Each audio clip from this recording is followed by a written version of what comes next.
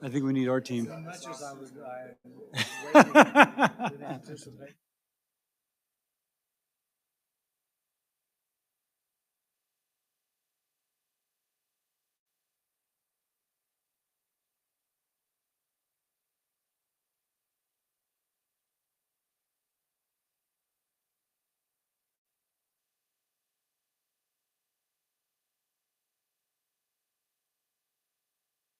Hang on. Is this is the markup, right? This is the health committee. This is the right notebook, right? Yes, that's Okay. The Senate Committee on Health, Education, Labor, and Pensions will please come to order. Senator Sanders reminded me it's the Health Committee, but I actually had that down, Bernie. President Trump is focused on delivering the most pro-worker administration in history. To do this, he needs officials with strong experience and a commitment to put workers first. The nominees before us are aligned with the president's vision. It confirmed to the National Labor Relations Board, Mr. Jim Murphy and Ms. Crystal Carey will prioritize workers and ensure that their rights are protected under federal law. They'll restore stability for both workers and employers and work to clear the backlog of cases left by the Biden administration. As Assistant Secretary for Policy at the Department of Labor, Mr. Rosario Palmieri will work with Congress to modernize the Department of Labor, creating greater flexibility for states to administer workforce programs. If confirmed as DOL Inspector General, Congressman Anthony D'Esposito will help drive President Trump's mission to reform the federal bureaucracy and eliminate waste, fraud, and abuse. These nominees have demonstrated they are committed to implementing President Trump's pro-worker, pro-family agenda. I proudly support their nominations and urge colleagues to do the same. With that, I recognize Senator Sanders. Thank you very much, Mr. Chairman. Today we will be considering 4 of President Trump's labor nominees. I will be voting against all of them. President Trump's strong anti-union, anti-worker agenda will only be made worse by these nominees if they are confirmed. But first, let me thank the chairman for removing the nomination of Boeing's Chief Labor Counsel, Scott Mayer, to be a member of the National Labor Relations Board. As I think many of us remember or know, for more than 2 months, 3,200 machinists in St. Louis, Missouri, have been out on strike against the unacceptable and greedy and outrageous corporate activities of Boeing. Instead of negotiating in good faith with the machinists, Boeing has taken away their health care benefits and threatened to replace them with non-union labor. These workers, who manufacture some of the most sophisticated aircraft in the world, in some cases make as little as $18 an hour. Meanwhile, Boeing's CEO has received over $18 million in pay for just 4 months of work, and its previous 2 CEOs received over $100 million in compensation. If Boeing cannot agree to a fair union contract with the machinists in St. Louis, I don't believe Boeing's Chief Labor Counsel should become a member of the National Labor Relations Board. Unfortunately, Mr. Chairman, just like Mr. Mayor, the rest of the nominees that we will be considering this morning are also opposed by the trade union movement. The AFL-CIO, representing nearly 15 million workers, is urging us to oppose all of these nominees. The International Association of Machinists and Aerospace Workers, representing 600,000 workers and retirees, is opposed to all of these nominees. The Service Employees International Union, representing 2 million workers, is opposed to all of these nominees. The Teamsters, we heard the president of the Teamsters just yesterday, representing 1.3 million workers, is opposed to the nomination of Crystal Carey, who was nominated to be general counsel at the NLRB. So, Mr. Chairman, with that, I will strongly oppose all the nominees. Thank you, Senator Sanders. I believe Senator Hawley would like to make a statement. And Senator Hawley. Thank you very much, Mr. Chairman. Senator Hawley, you have permission to speak slowly. We still have a couple people we're waiting on, okay? So just I'm happy to go on and on, Mr. Chairman. I didn't say that. Those are words Didn't I've say never that. heard in this committee room from you. Usually it's Senator Hawley, stop talking. I'll actually be uncharacteristically brief. I just wanted to say a word about Crystal Carey, who's the nominee to be the general counsel at the National Labor Relations Board, the NLRB. I have to say I was not entirely pleased with her answers to my questions, particularly in person, that is, particularly as it relates to the NLRB's recent decision in the Amazon case. So I posed to her quite a number of follow-up questions for the record. And I am more pleased to say that in response to my questions there, she committed to enforcing the Amazon case, recognized that it is good law, that it is controlling law as currently decided by the board, and she pledged that she would enforce it faithfully. So on that basis, I'll support her nomination. Does anybody else have a statement they would like to make? Because we have 2 people in the hallway and another person who's assured us that they're going to be here shortly. So we're waiting for our votes to show. Okay.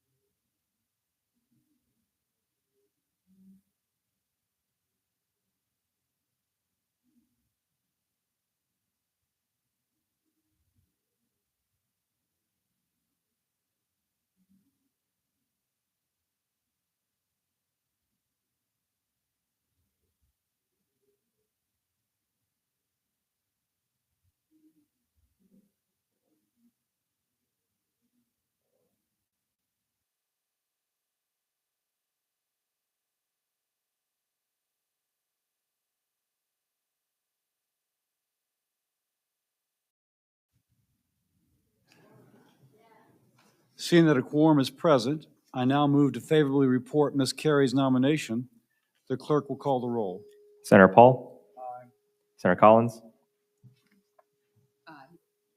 Senator Murkowski? Aye. Senator Mullen? Aye. Senator Marshall? Aye. Senator Scott? Aye. Senator Hawley? Aye. Senator Tuberville? Aye. Senator Banks? Senator Houston? Aye. Senator Moody? Aye. Senator Sanders? No. Senator Murray?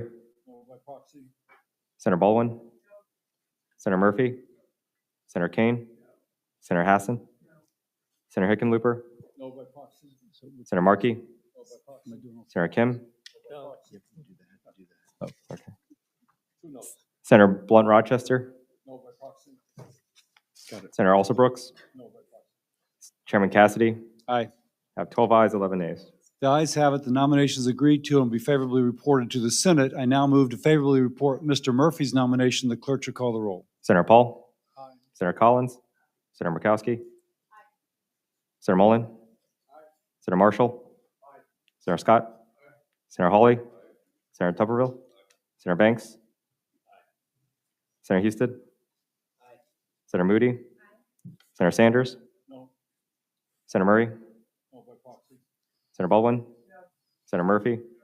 Senator Kane, Senator Hassan, Senator Hickenlooper, Senator Markey, Senator Kim, Senator Blunt Rochester, Senator Alsobrooks, Chairman Cassidy. Aye. 12 ayes, 11 nays. The ayes have it. The nomination is agreed to and will be favorably reported to the Senate. I now move to favorably report Mr. Palmieri's nomination. The clerk should call the roll. Senator Paul. Senator Collins. Senator Murkowski. Senator Mullen. Senator Marshall. Senator Scott. Senator Hawley. Senator Tuberville. Senator Banks. Senator Houston. Senator Moody. Senator Sanders. Senator Murray. Senator Baldwin. Senator Murphy. Senator Kane. Senator Hassan. Senator Hickenlooper. Senator Markey. Senator Kim. Senator Blunt Rochester. Senator Alsobrooks. Chairman Cassidy. The ayes, aye. 12 ayes, 11 nays. The ayes have it. The nomination is agreed to and will be favorably reported to the Senate. I now move to favorably report Mr. Desposito's nomination. The clerk shall call the roll. Senator Paul. Senator Collins. Senator Murkowski. Senator Mullen. Senator Marshall. Senator Scott. Senator Hawley. Senator Tuberville. Senator Banks. Senator Houston. Senator Moody. Senator Sanders. Senator Murray. Senator Baldwin. Senator Murphy. Senator Kane. Senator Hassan. Senator Hickenlooper. Senator Markey. Senator Kim. Senator Blunt Rochester. Senator Alsobrooks. Chairman Cassidy. Aye. I have 12 ayes, 11 nays. The ayes have it. The nomination is agreed to and will be favorably reported by the Senate. We shall now adjourn for 5 minutes to allow the, sorry? Mr. Chairman, just if I may, before we close out the business meeting, I did vote to support Mr. Desposito's nomination today. I weighed this one really hard because this is the Inspector General. You anticipate and expect that they're coming into this important position with a view away from any political affiliation. And I was concerned about Mr. Desposito's not only political statements in the past, but how he might carry that forward. I did have a good conversation with him, and I just wanted to state on the record that I'm going to be looking to make sure that he executes his new responsibilities with the unbiased nature that he has committed to me. Thank you. Thank you, Senator Murkowski. We stand adjourned for 5 minutes and we'll re-adjourn for our Health Committee hearing on AI.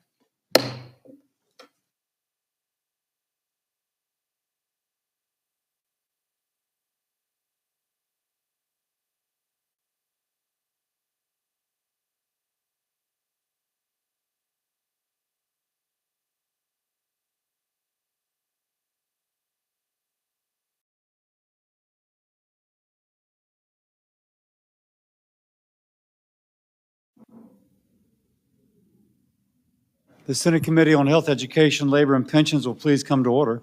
Everybody watching in the audience on C-SPAN is going to be impacted, if not already, by artificial intelligence, transforming not only how we work and learn, but how we live.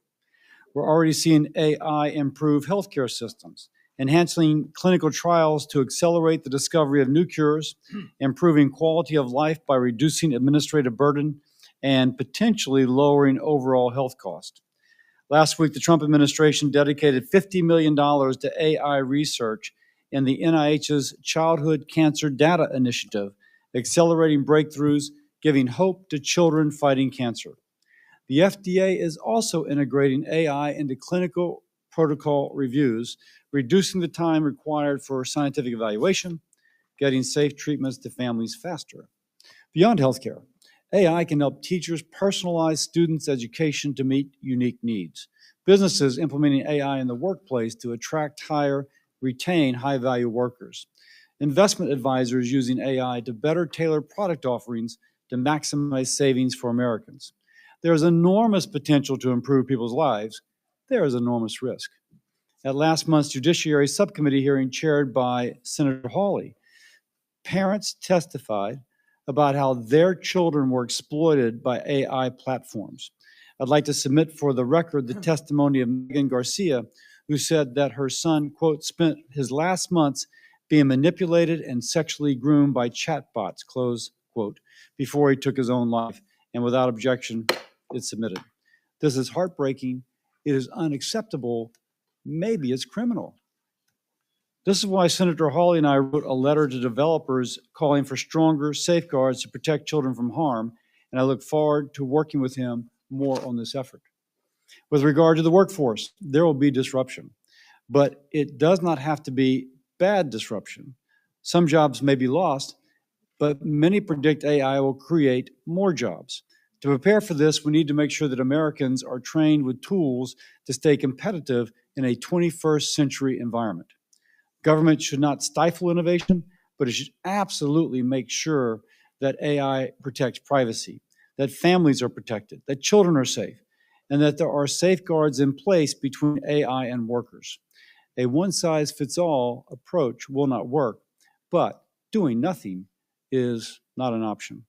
I look forward to working with colleagues on bipartisan solutions to address challenges. I appreciate our witnesses being here to discuss how we accomplish these goals. With that, I recognize Senator Sanders.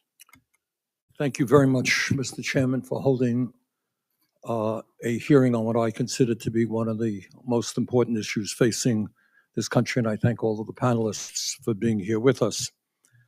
As the chairman indicated, I think very few people deny that AI and robotics are going to have a profound impact on all aspects of our lives. There are strong disagreements as to who benefits from this transformation, and lack of clarity as to what will happen. What I would say is we should start off by understanding that some of the very wealthiest multi-billionaires in this world are investing very, very heavily in AI, and that's Mr. Musk, Mr. Ellison, Mr. Zuckerberg, Mr. Bezos, Mr. Altman, and many, many others. Why are they doing that? Are they doing that because they're really worried about 60% of our people living paycheck to paycheck? They're worried about improving our healthcare system, our educational system? Maybe. I don't believe that. I think that they see AI and robotics as an opportunity to exponentially increase their wealth and their power. That is my view. And I think much of what this technology is going to do is impact us not only economically, as the chairman mentioned, in other areas as well. Let me talk a bit about what is going to happen in manufacturing. Elon Musk, head of Tesla, has said that he wants Tesla to build millions of units. That's Mr. Musk. Why? What will these robots do? Well, it doesn't be a genius to have to figure it out. What they're going to do is replace American workers. Many of us have been concerned about our disastrous trade policies and the collapse of manufacturing. We want to rebuild manufacturing in America. But that won't mean anything to a worker if it is the robots doing the manufacturing. That's the direction that we're going into. Jeff Bezos, guy who owns Amazon, second wealthiest guy in the world, has already laid off 27,000 workers at Amazon since 2022. The company now has more than 1 million robots working in its warehouses, and soon those robots will outnumber human workers in Amazon. In 2016, Foxconn, you all know what Foxconn is, the massive manufacturing contractor for companies like Apple and Google, replaced 60,000 workers in a single factory in China with robots. Now the company is planning fully automated factories. But it's not just manufacturing that's at risk. Most of us want to see the United States develop a strong, clean, and efficient transportation system. A lot of problems in transportation today. We want our workers to be producing more cars, trucks, buses. But if Musk and others get their way, these vehicles, my friends, will not be operated by human beings. They will be driverless vehicles, not operated by bus drivers, truck drivers, or taxi drivers. This is not science fiction. Trust me, it's already happening. FedEx is using driverless trucks to haul heavy loads along the I-45 corridor between Dallas and Houston. Walmart is using autonomous trucks for short-haul deliveries in Arkansas, et cetera, et cetera. We all want more startup companies. We talk about it, innovation, working people developing their companies. But that is going to mean very little if half of all white-collar entry-level jobs are eliminated over the next 5 years. And that is exactly what has been predicted by Dario Amodei, the founder of Anthropic, one of the leading AI companies in the world, predicts that half of all white-collar entry-level jobs are eliminated in the next 5 years. This week, the minority on the committee released a report finding that AI, automation, and robotics could replace, and again, we're not swearing to this. This is speculative. Nobody has all the answers. The estimate that we get is could replace nearly 100 million jobs in America over the next decade, including 40% of registered nurses, 47% of truck drivers, 64% of accountants, 65% of teaching assistants, and 89% of fast food workers, among many other occupations. Now, this is not Bernie Sanders talking. Let us listen to the guys who really know something about this, who are in the business. Jim Farley, as you know, is the CEO, Mr. Chairman, of Ford. This is what he said.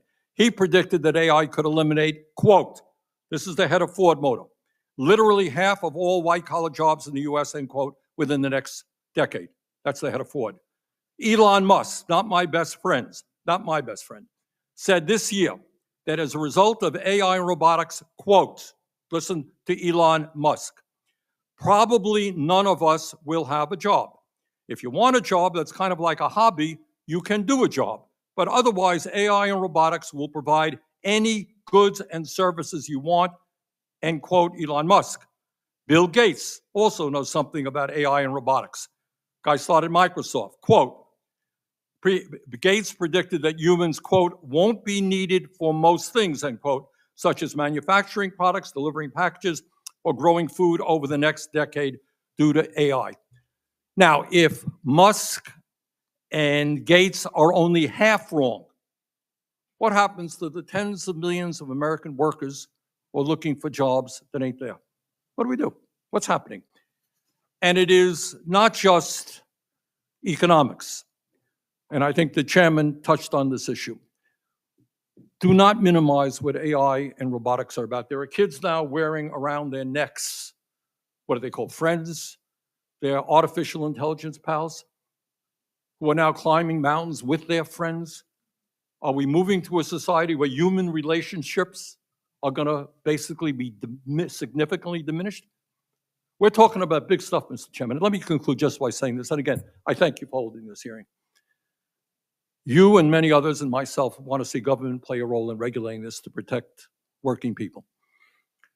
But the truth of the matter is, and we have to be honest about this as well, where we are today as a nation, Republicans, Democrats, we are not regulating Mr. Musk. Mr. Musk is regulating us. And unless we bring together a whole lot of people to tell the billionaires in this country that we want an economy that works for all of us, that AI can be a good thing in healthcare and many other things, but it must serve the needs of people, not just making billionaires richer. So, Mr. Chairman, again, thank you very much for holding this hearing. Thank you. We'll now proceed to our witnesses. We'll introduce them as they testify. We're joined first by Mr. Russ Altman, the Kenneth Fong Professor of Bioengineering, Genetics, Medicine, and Biomedical Data Science at Stanford University. Dr. Altman is a senior fellow at the Stanford Institute for Human-Centered Artificial Intelligence and a faculty lead for the Responsible AI for Safe and Equitable Health Initiative. His research applies data science and AI to better understand drug actions, efficacy, and adverse effects. Mr. Altman co-leads an FDA-supported Center of Excellence in Regulatory Science and has advised both the FDA and the NIH. I look forward to hearing from you, sir. Thank you. Thank you very much, Chairman Cassidy, Ranking Member Sanders, and members of the committee. It's an honor to speak with you today. Today, I want to discuss two things. I'm excited about the ways AI can improve healthcare. Two things: the state of AI applications for delivering better care to patients and how AI is accelerating the drug discovery process. I'm here in a personal capacity, and the views I share reflect my own professional experience. The use of AI to analyze medical images, detecting cancer in X-rays or melanoma in pictures of skin kicked off the medical AI revolution. However, AI can be applied at many points in patient care, helping it become more personalized, fair, and affordable. 3 areas where AI is transforming healthcare. First, AI is augmenting clinical diagnosis.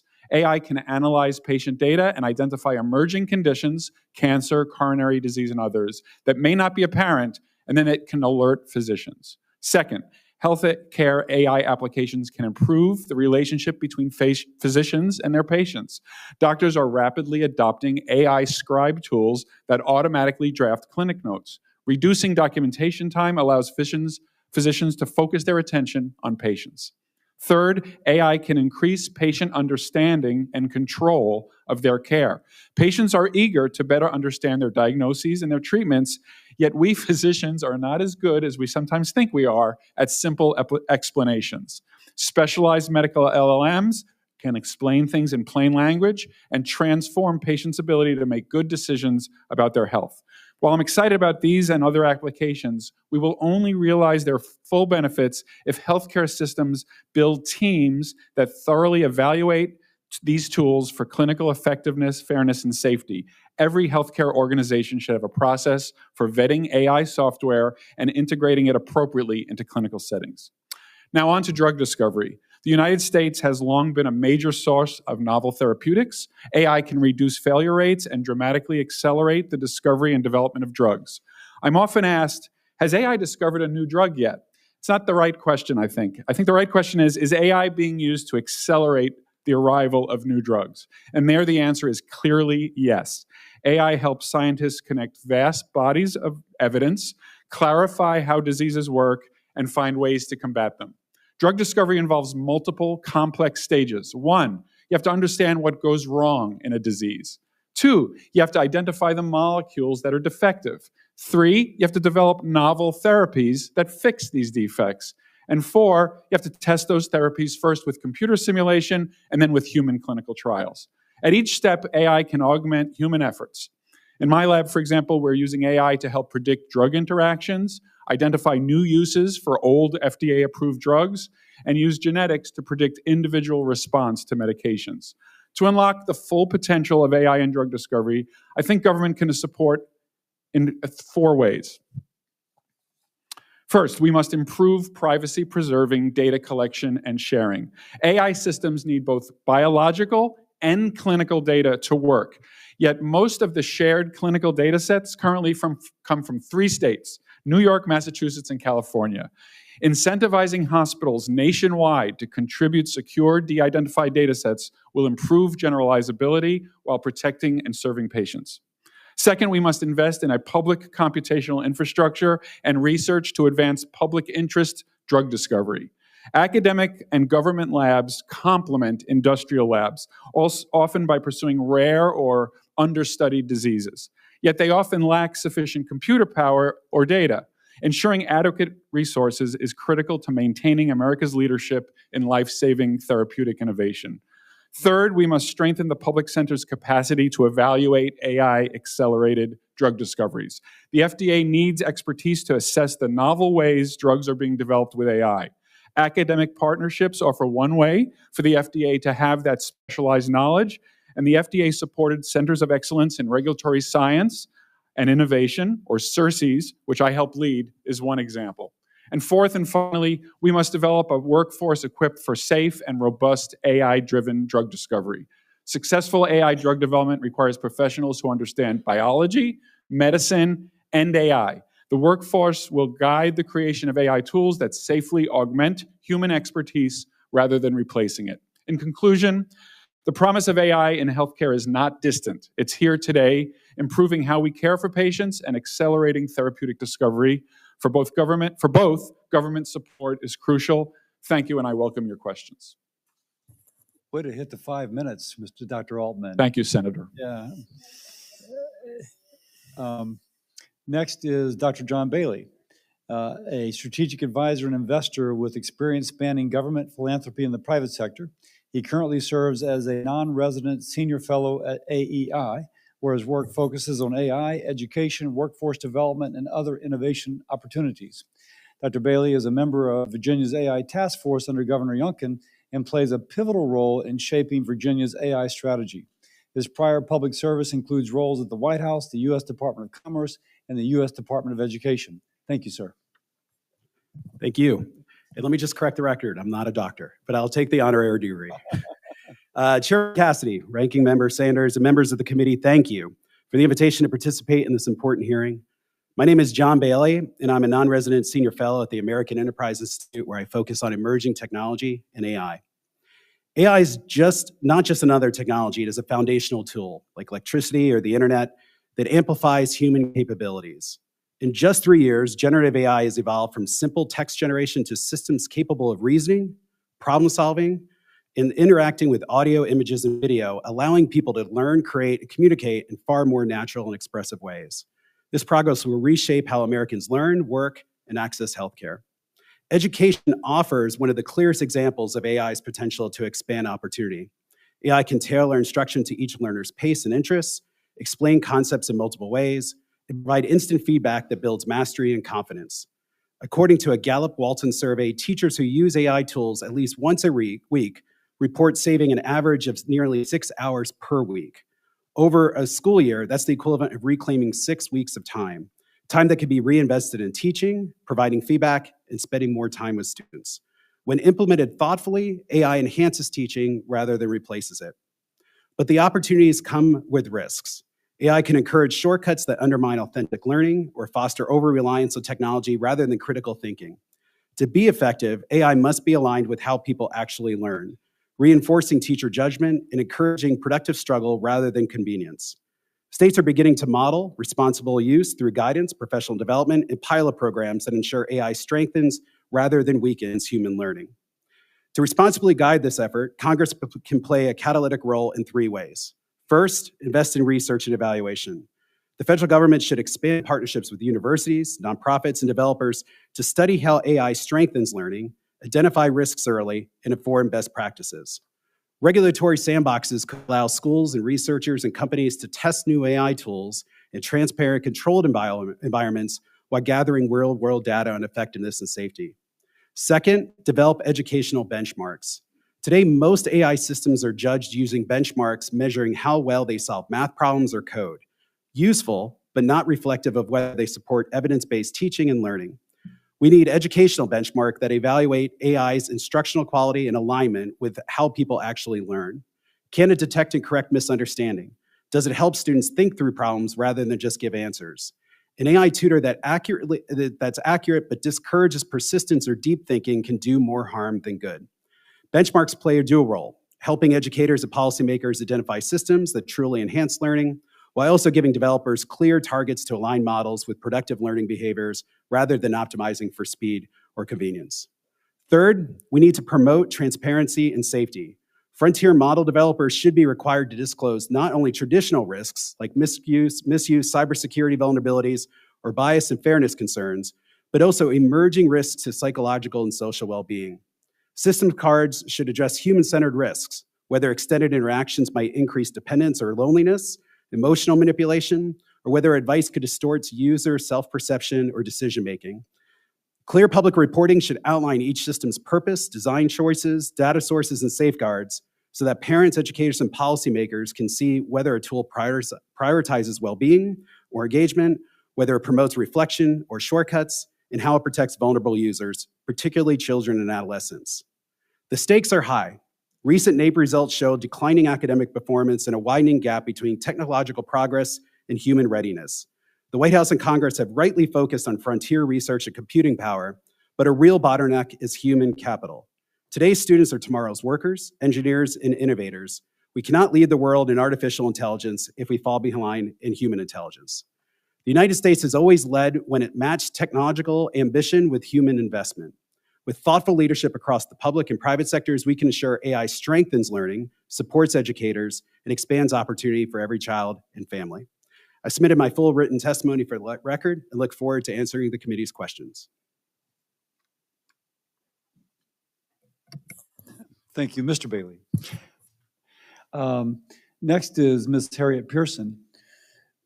AI's potential, we were joined with Ms. Harriet Pearson, a leading expert in cybersecurity, privacy, governance, with more than 3 decades of experience at the intersection of technology, law, and business.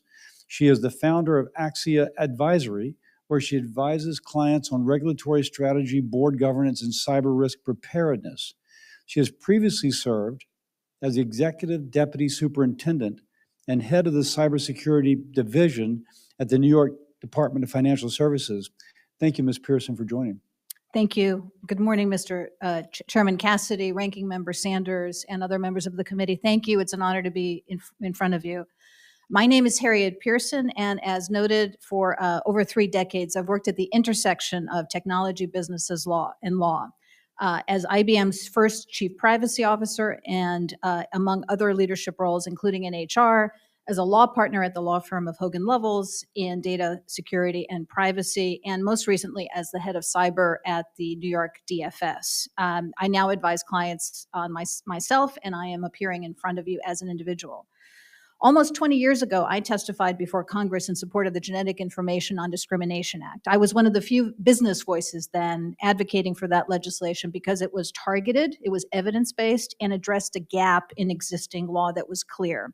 Today's situation with AI is fundamentally different in my view. We are, as noted, in the early days of AI, generative AI, and existing laws exist that provide substantial protections in the employment context. AI adoption among US firms has doubled, yes, but from 3.7% to 9.7%, according to a 2025 report by Anthropic. But that means 90% of firms still don't use AI in producing their goods or services.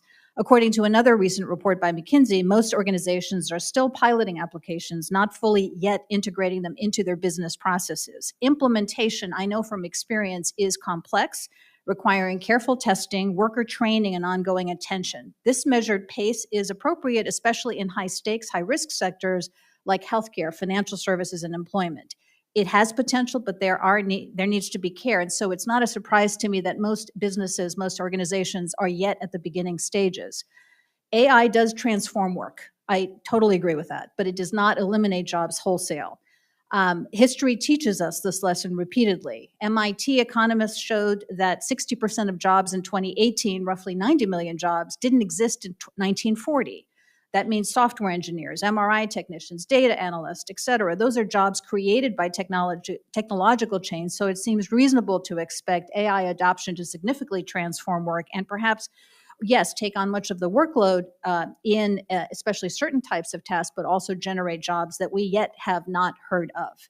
The net employment effect remains uncertain and will vary by industry and geography. Therefore, I go to the fact that existing federal laws already provide substantial protections in the employment context, whether it's Title VII of the Civil Rights Act or other laws. They do apply as they are technology neutral. They address harms. They don't address technologies or tools. Market forces also incentivize responsible deployment by businesses and organizations. There's competition for talent, there's concern for reputation, and there's potential legal liability under the laws that I mentioned. They all drive employers toward responsible AI use, even in this early stage. So what should Congress do? First, leverage existing frameworks. Chairman Cassidy, your previous emphasis on applying current laws before creating new ones reflects sound judgment, in my view. Let agencies apply existing protections, like courts apply new laws to new facts, and let's learn. Second, prioritize education and workforce development. The best protections for workers is having skills. This is where government can make the biggest difference right now. Third, support research, including data, collection of data that shows us what is happening in the marketplace. Fourth, Congress as a whole, recognizing it's not under this committee's jurisdiction, should move forward with bipartisan federal consumer privacy legislation that has been developing for years now. National privacy protections would benefit everyone from the consumer perspective.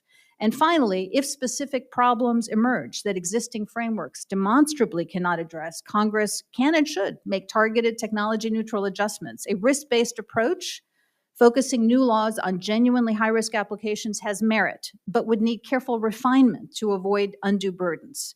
For example, the definition of an AI system potentially covered by new laws would need to be carefully written to avoid regulatory overreach and its effect on innovation and efficiency, as the definitions, as the concept of what is an AI system right now is changing every 6 months, it seems. In closing, I'd like to reiterate that the future of work is not predetermined. Thoughtful policy emphasizing education over regulation would help ensure AI serves as a tool for broadly shared prosperity. And nearly 20 years ago, I supported legislation in GINA because it was targeted and focused on a specific problem. Today's AI situation is fundamentally different. And thank you very much for your attention. I welcome your questions. Almost as good as Dr. Altman. I but tried. not quite, I blew really it by tried. a second. Yep. I defer to Senator Sanders to introduce his witnesses. Thank you, Mr. Chairman. I'd like to introduce Dr. Juliet Schor, an economist and professor of sociology at Boston College. Dr. Schor is a lead researcher for 4-day-week global trials of companies instituting 4-day work weeks without loss in pay. She has been researching work time since the 1980s and is the author of the best-selling book, The Overworked American. Dr. Schor, thanks very much for being with us. Good morning, Chairman Cassidy, Ranking Member Sanders, and members of the committee. I'm honored to have the opportunity to discuss AI with you here today.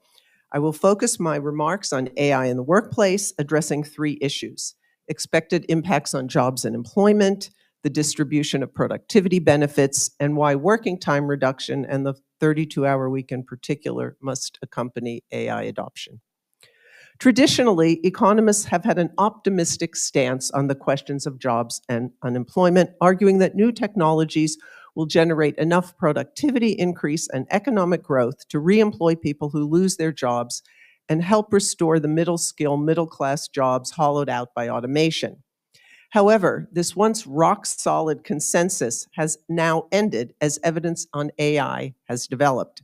Recent research by MIT professor, Nobel laureate Daron Acemoglu and his colleagues over a series of very rigorous studies finds that over the first 4 post-war decades, displacement and reinstatement, i.e. job loss and job gain, were roughly equal. However, after 1987, we have witnessed high levels of displacement with low levels of reinstatement, leading to stagnant labor demand. A path-breaking 2024 study in Science of large language models, chatbots, and so projecting technological changes into the future finds that 46% of jobs could have more than half their tasks affected by AI. A St. Louis Fed study finds that between 2022 and 2025, the occupations with higher AI adoption have had the largest increases in unemployment, and conversely, for low AI adoption. Other methodologies suggest even larger impacts, for example, the massive unemployment projections predicted by AI executives and those from basic job exposure estimates. Of course, it is important to acknowledge that we are in a zone of high uncertainty. We really do not know and will not for some time what the impacts, the net impacts on employment will be. However, it behooves us to pay close attention now and to put in place robust policies that will avoid the catastrophic economic, social, and political impacts of mass unemployment should that outcome prevail. We know more about who will benefit and who will pay the costs. There is little doubt that most companies can implement AI without worker input and without sharing the gains. For decades, wages have stagnated as productivity has grown, income has become ever more unequal, with gains going increasingly to the top of the distribution, and over time to a smaller and smaller group. We now have the highest levels of income and wealth inequality in history. But there is a safer and better path. We can ensure that productivity growth is shared as higher wages and reduced hours of work. Since 1950, the productivity of the average American worker has risen by 400%. And since 1973, the US has used less than 8% of that increased productivity to reduce hours. And we have the social strain to prove it. According to recent Gallup data, 50% of US workers feel stressed a lot of the previous day. 69% are either not engaged or actively disengaged in their jobs. As I testified to you in 2024, I have been researching companies who give their employees a 4-day, 32-hour work week with no reduction in pay. The results for both employees and employers have been exemplary. We track 20 well-being measures, all of which rise significantly. And nearly all the companies remain at 4 days and express high levels of satisfaction. Many report higher productivity and business success for reasons including better quality work, happier and healthier workers, lower levels of turnover. This is a common solution to problems facing both employees and employers, as well as the potential of AI to destroy jobs. While AI can bring many benefits, it also has multiple negative impacts that I have not addressed here. In my field, higher education, AI has created a crisis of cheating and plagiarism.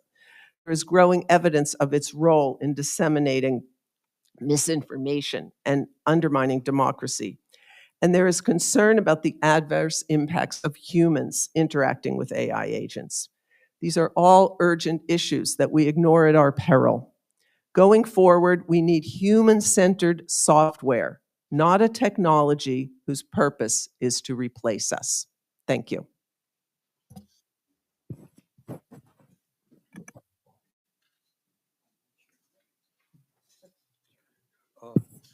Senator Markey, do you want to introduce our next witness? Yeah, it's my honor to introduce my friend, the president of Unite Here, Local 26, Carlos Aramayo. Carlos also serves as a vice president of the Massachusetts AFL-CIO and an international vice president of Unite Here.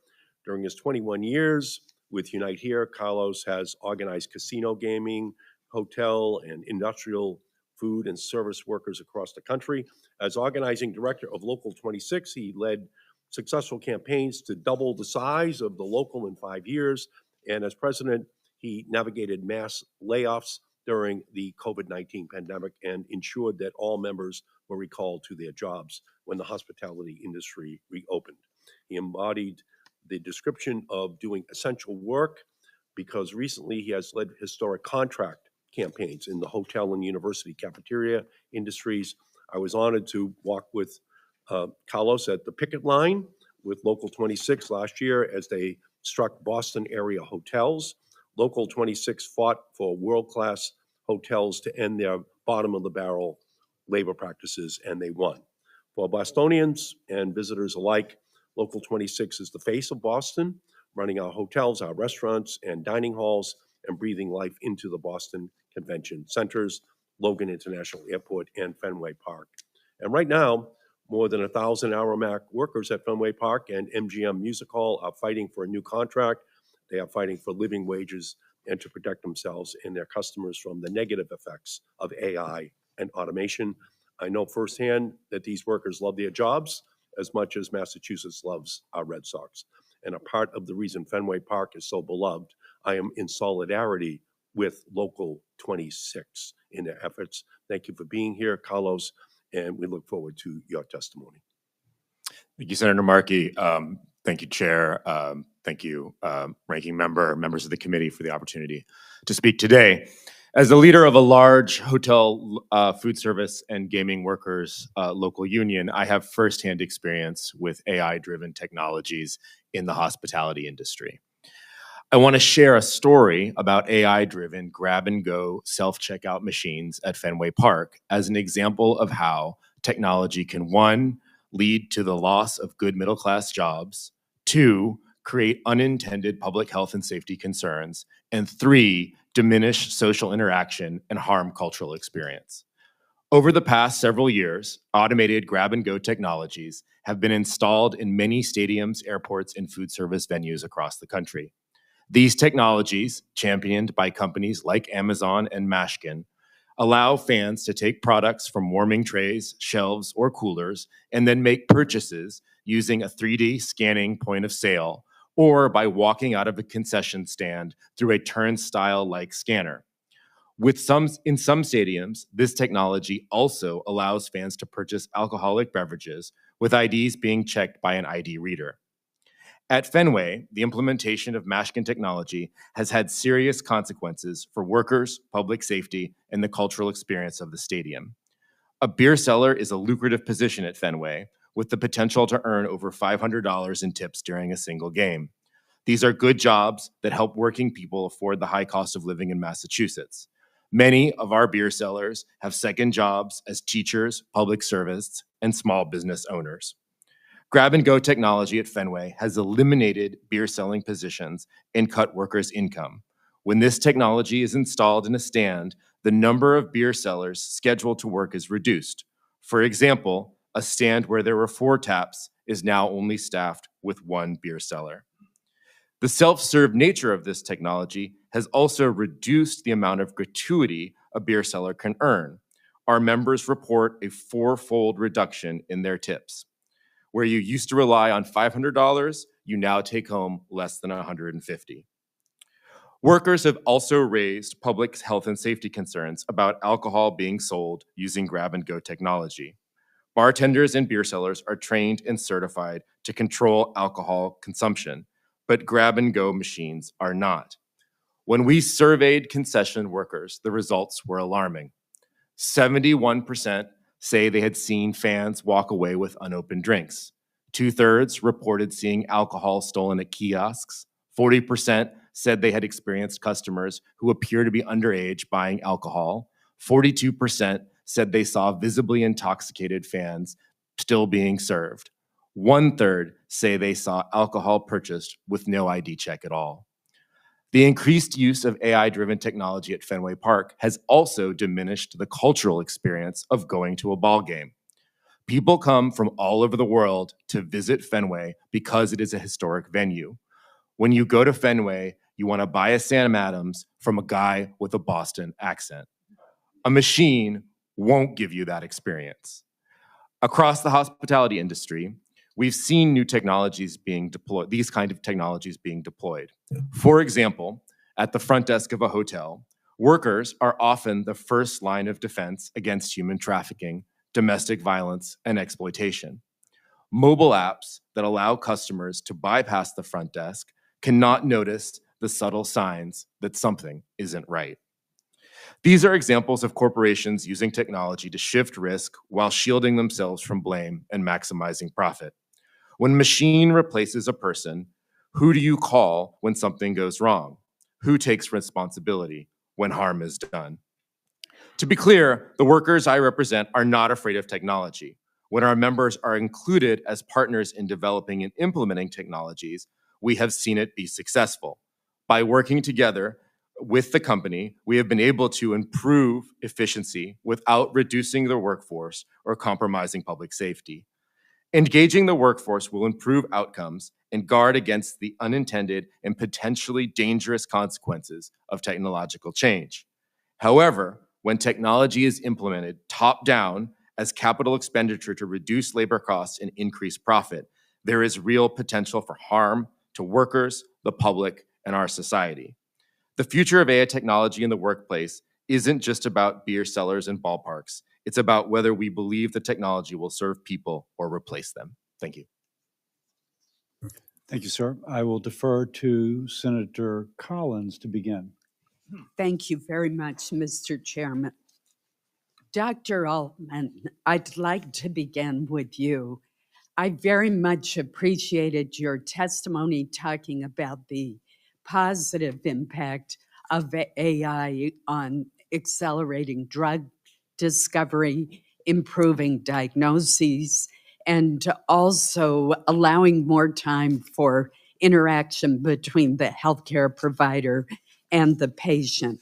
An issue that I do want to ask you about is the impact of AI on hospitals, particularly our rural hospitals. In my state of Maine, many of our hospitals are facing severe financial constraints, and rural hospitals in particular are teetering on the brink of closure. Dr. Ed Kimlin, who is a medical director at Maine Health, the largest hospital in our state, recently wrote that AI is not a luxury, but a lifeline for hospitals with razor-thin margins. In his opinion, AI is allowing clinicians to recover time otherwise spent on administrative tasks, a point that you made. And he talked about how he used to spend an hour crafting appeals to fight denials by insurance. With AI, he spends 10 minutes and he's been able to get better results. Could you talk about what the potential impact for a smaller hospital of using AI might be? Yes, Senator, thank you very much for that question. So you're absolutely right that AI in small rural hospitals is both an opportunity and a problem. It's an opportunity in the ways you just described. They are resource limited, and sometimes the expertise, and especially for specialized areas of medicine, is not available to them, so that the idea of a vetted, well-done AI tool to help them bridge the gap for patients that maybe need to be transferred or that they want to try to keep at home for multiple reasons is a real challenge. And so AI does have the potential to help those hospitals keep their patients near their families at home and while providing expert level care. The challenge is that these hospitals are being inundated now with apps from well-meaning, for the most part, companies that have built these apps, and they need help to vet them. They need to make sure that these tools are going to be appropriate for the population that they serve, that they are based on the appropriate and up-to-date evidence. And there is where it's just a lot to ask a small rural hospital to have an AI czar. They can, they need to keep the trains running, so to speak. And so this is why the idea of having some sort of a body, either in the private sector or a public-private partnership or something, where best practices are laid out, where tools get some basic vetting for accuracy, utility, and to also create guidelines so that motivated physicians or leaders at the hospitals can look at these tools, understand their features, match them to their population, and decide if this is a go or a no-go. And then, of course, they have to figure out how they're going to pay for this. And I'm not an economist, and so I'm going to just acknowledge that as a big issue.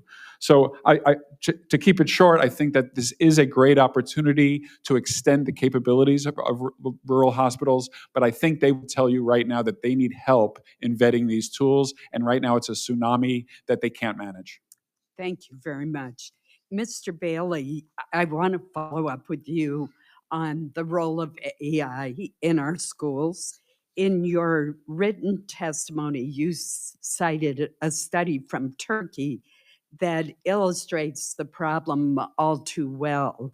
Students in that study saw an incredible 127% increase in scores when using AI, but when the AI was taken away, these students saw their scores decline 17% compared to students who had never used the tool. So how can we ensure that the use of AI will actually improve student performance rather than cause students to be excessively reliant on AI and not learn the basics?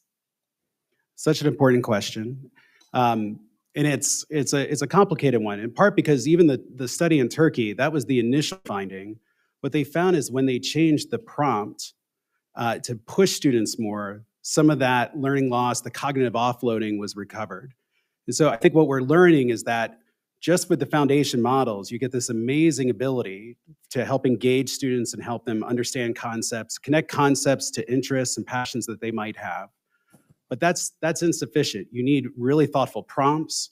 You need these systems to also have alignment and be trained on additional science of learning, science of reading, other things that we know are the foundations for evidence-based teaching. And that through that fine-tuning, through that additional training, that's how you help address some of these other challenges. But it's also part of the reason why I suggest that we need more benchmarks. That right now, when ChatGPT 5 comes out or Gemini 2.5, we see all these benchmarks about how good it is at coding, how good it is at science, how good it is at different types of mathematical functions. We need education benchmarks that help test for the very thing that you're calling out there. Is it producing productive struggle, or is it just giving a very quick answer? Thank you. Thank you. Senator Sanders. Thank you.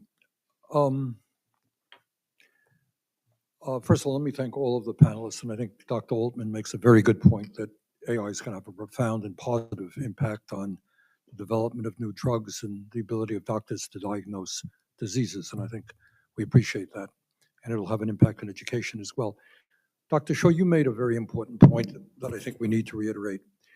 And that is, over the last approximately 50 years, we have seen a huge increase in work productivity. But the result of that has not been that the middle class in America has grown, but in fact that wages, in fact, real weekly inflation accounted for wages are lower today than they were 50 years ago. And almost all of the result of that worker productivity has gone to the people on top. We have more income and wealth inequality than we've ever had. So now as we approach a profound transformation revolution in the economy, where worker productivity is going to explode, do you think workers are going to benefit from that? Or will Mr. Musk and the billionaire class be the primary beneficiaries? Thank you, Ranking Member Sanders, for that really important question. I think it raises one very important point as we think about technological adoption and what happens after it, which is that the technology itself is not what determines outcomes. It is the context in which technology is used. And I want to point to the first industrial revolution here, because the optimistic economist's scenario was developed by looking at the second half of the industrial revolution, the period 1870 till 1970, a period in which workers gained, unionization occurred, working hours were reduced by a third. And this is something that the discussion rarely points to. If we look at the first 100 years of the Industrial Revolution, it was a period of worker immiseration, growing hours and declining well-being. And let me just jump in and ask you this. And I know there are disagreements. Ms. Pearson kind of reflects one line of thought, maybe right. You know, there's always been a technological revolution. People gain, people lose, but you know, often we gain more jobs. There are many people who know more about this than I do who think that is not the case right now. You got the founder of Anthropic, one of the leading AI companies, saying that half of all new entry-level white-collar jobs are gone. Elon Musk says, you know, we're not going to have traditional work in the future. Bill Gates, these guys know something. Are they crazy when they are talking about the fact that tens and tens of millions of good-paying jobs will likely be eliminated? I don't think they're crazy, and neither does the leading AI analyst, last year's Nobel laureate in economics from MIT, Acemoglu, who has developed a large body of studies showing why at this moment we should have a more pessimistic view, both about job loss, but also who is going to reap the benefits. Right. And he says it's capital. All right, let me ask you this question. Today, you got 60% of our people living paycheck to paycheck. They can't afford housing, they can't afford healthcare, can't afford to send their kids to college. So if we are looking at massive job loss, how the hell are these people going to survive? Well, this is why the government needs to be a part of what is happening, and we need stronger worker organizations. We need work time reduction so that we can spread the work that is Talk left. about the 32. All right. We have seen a huge increase in worker productivity. When was the 40-hour work week established as American law? What year was that, in the 40s? 1940, 85 years ago. Worker productivity gone up just a little bit since then? Yes, sir. Is there any reason? Tell us very briefly about companies around the world in countries who are saying, look, there's an increase in worker productivity. We should be able to reduce the work week to at least 32 hours. Has that been successful around the country, around the world? We have hundreds of companies across many countries, including many in the United States and Canada, a similar economy, who have instituted a 32-hour work week with no reduction in pay and seen tremendous improvements. They've seen improvements in productivity, in worker well-being, in the quality of their businesses, and in their overall model. So Okay. yes, it is a win-win for business and workers. Mr. Aramayo, you touched on another issue. There are not millions of workers at Fenway Park who are going to lose their jobs. But you talked about the quality of the human experience, coming to a ball game, interacting with folks that And I've talked to some of these workers who have known their fans for years. Very briefly, what are machines doing to impact that human interaction that has always existed? Look, very quickly, we've seen this across the hospitality industry, right? You see this at Fenway Park, where, as I said, you're not going to be able to interact as frequently with an individual who's actually selling a product. It's part of the cultural experience of going to Fenway to interact with people. But you've also seen this in the hospitality industry and the hotel industry, for example. In the hotel industry, there's the elimination of entire job classifications, front desk workers, phone bank operators. These are people who are the core of the soft touch that is that industry, and these AI machines are replacing them. Thanks. Thank you. Senator Hawley. Thank you very much, Mr. Chairman. Thanks again for calling this hearing. I think it's so important. And thanks to all of our witnesses for being here. I want to start, Mr. Bailey, if I could, with you. Something that you said in your written testimony caught my eye. You said the transformation since the release of text-based ChatGPT in 2022 has been extraordinary. What began as a conversational system that generated text is now rapidly evolving into reasoning, multimodal platforms capable of understanding and interacting with the world in increasingly human ways.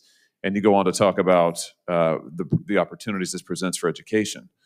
Of course, ChatGPT is also telling kids how to kill themselves. So what do we do about that problem? Senator, thank you. It's one of the reasons why I was calling for additional transparency as part of my testimony. That I think right now what you find is that when these new models get released, you find red teaming and evaluations all around existential risks around nuclear, chemical, weapon capabilities, whether it can be used for cybersecurity risks and vulnerabilities. I think we need to extend that into some of this social well-being and psychological issues as well. We need to understand how these models have safeguards built into it as it relates particularly with teens, but this goes far into adults and other categories as well. Why should we just ban AI companions for minors? Well, I think there's different categories here. AI companions that are built and intended specifically to develop companions, I think that's a very different class than digital empathy, which again, some of the base models have, and that you want empathy when it comes to different AI applications like tutors, or for different types of patient-facing tools that help encourage someone with a chronic condition or navigating their cancer treatment. Empathy and understanding there can be a very powerful tool. But again, we have to understand the safeguards. AI companions, I think, are a very different class. I think that's the one that very much could get some additional regulatory oversight. Well, good. I'm glad we agree on that much. When you talk about empathy, though, isn't it the empathy? Empathy is a human term, but isn't it the desire to keep the subject engaged? In the case of ChatGPT, for example, or Character AI, or pick your AI platform that is leading to these platforms suggesting to kids, have you ever thought about self-harm? Have you ever thought about killing your parents? These are real examples. Let me suggest to you how to tie a noose around your neck. Let me suggest to you how to conceal this from your parents. In multiple cases, when the child said, gee, maybe I should talk to my parents about this, the AI platform said, no, don't do that. Don't do that. Let's keep it between us. And here's how to take your own life. And then the kids did it. This is happening now over and over and over. Aren't we beyond there being a potential problem that maybe we need to have a little further development before they release the models? Doesn't Congress need to do something now in order to protect kids from being killed by AI systems? I mean, again, I think children's safety, I think anyone's safety is paramount as it relates to the use of AI. I do think we're trying to understand this. Even the AI researchers don't understand all the reasons why these systems engage in these behaviors. Too many lack the adequate safeguards that you just mentioned, that whenever there's suicidal discussion or ideation, those conversations need to be shut down in the AI. They need to be escalated to a human for intervention. And there's a lack of safeguards there right now. And that's, again, I think why pushing the companies to be more transparent about— I don't want them to be more transparent. I want them to knock it off. I want them to quit killing kids. We're past transparency. That we could have that discussion before they started killing people. But when they're killing 13 and 14 and 15-year-olds, when they're suggesting, here's how you might kill your sibling, have you ever thought about killing your parents? Yeah. These are real. This happened. This is in the record. I think the chairman put into the record much of the testimony that we heard in our recent subcommittee, the Judiciary Committee. This is happening now. I don't want transparency. I want it stopped.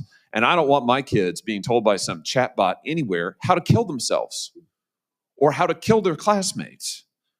Right? I mean, I think, and I'm asking you because your testimony, your written testimony is very rosy about the prospects for using AI in education. And maybe there are applications there, but I would just note that if you review the testimony that the chairman has entered in the record, what you will find is many of these students went to ChatGPT, for example, for help with homework in much the way you laud, and were pretty soon getting told how to cut themselves. Now, that's a problem. Ms. Pearson, could I just ask you before my time expires, you recommend when it comes to regulation or perhaps lack thereof, not to target any particular technology. You repeatedly say we should have technology neutral approaches. We should not engage in any particular targeting of AI technology. Why does that make any sense? Why wouldn't we want to particularly target AI technology that is problematic in the way I just was discussing? My point, Senator, thank you for the question, is that we should look at the harms that we're trying to prevent. For example, discrimination or kids killing themselves. Kids killing themselves or other things, and try to look at ways to formulate laws so that they are applied to the outcome. So they prohibit the outcome as opposed to regulate detail by detail particular technology. Well, in this case, the outcome is being caused by the technology. And the reason for that is that technology changes so fast that if you look at scoping regulation to focus on a particular piece of technology in 6 months or a year, it'll be out of date. Oh, I don't think so. Frankly, I think that's a red herring. I tell you what, if we said that there were no AI companions, I don't care what the technology is. If we said there's no AI companions for minors, then AI companions wouldn't be talking to minors recommending that they kill themselves. I don't think this is as hard as you would make it seem. Thank you. Senator Baldwin. Thank you, Mr. Chairman. Dr. Schor, thank you for being here today. I've had a lot of constituents visiting me recently, and I often ask, how do you use AI in your work? And I've heard some fascinating examples of how AI can be used to benefit workplace tasks. As well as a lot of concerns about AI's potential to eliminate jobs. My understanding is that we really need better data on this. The Yale Budget Lab had found that better data is needed to fully understand the impact of AI in the workplace. And so I want to ask you, what data is needed to begin to better understand the impacts of AI on the labor market, on workers, and what data collection would you prioritize in trying to answer that question? Thank you, Senator, for your question. As it happened this morning, I was working on a survey that we are developing on AI use.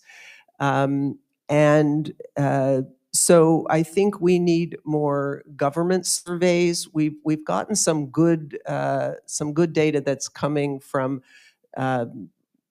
independent, academic researchers on the extent of AI adoption, but we're going to need a lot more about what's going on. I think one of the things we need to do is figure out relationship between AI adoption and layoffs. And so to figure out how much of the job loss that we're experiencing is due to AI. One thing we are seeing is there are companies who are saying AI is the reason they are laying off workers, but it may not be, because that's it's a fairly socially acceptable reason for laying off workers. So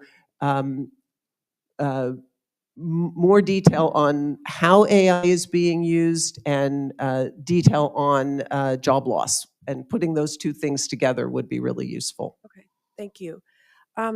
President Aramayo, I applaud Unite here for being forward-thinking about how to include workers in the conversations regarding AI, and I totally agree that workers must have a seat at the table regarding discussions about AI in their workplaces. Both to show why human decision-making is important, as you described, and to provide input as to how to best integrate AI into their workdays. The people who do the work every day can provide the most insightful feedback, I believe. You mentioned that Congress should develop policies that result in technologies that put workers at the center. Can you share more about what you'd like to see there, or examples of successful practices that, that have been used to ensure that workers were at the center of earlier advancements in technology? Thank you. I just want to, thanks for the question. I'll give a quick example on workers being placed at the center. Recently at a Hilton Hotel in Boston, we worked with the company to implement an artificial intelligence-based scheduling system for housekeepers. And because the workers were part of the development and implementation of the software, it was able to do two things. One, it did create some efficiencies for Hilton, which are good for the company, but also it provided real benefits to our members. One, they were able to override the direction of the technology if they felt that that was appropriate for their workday.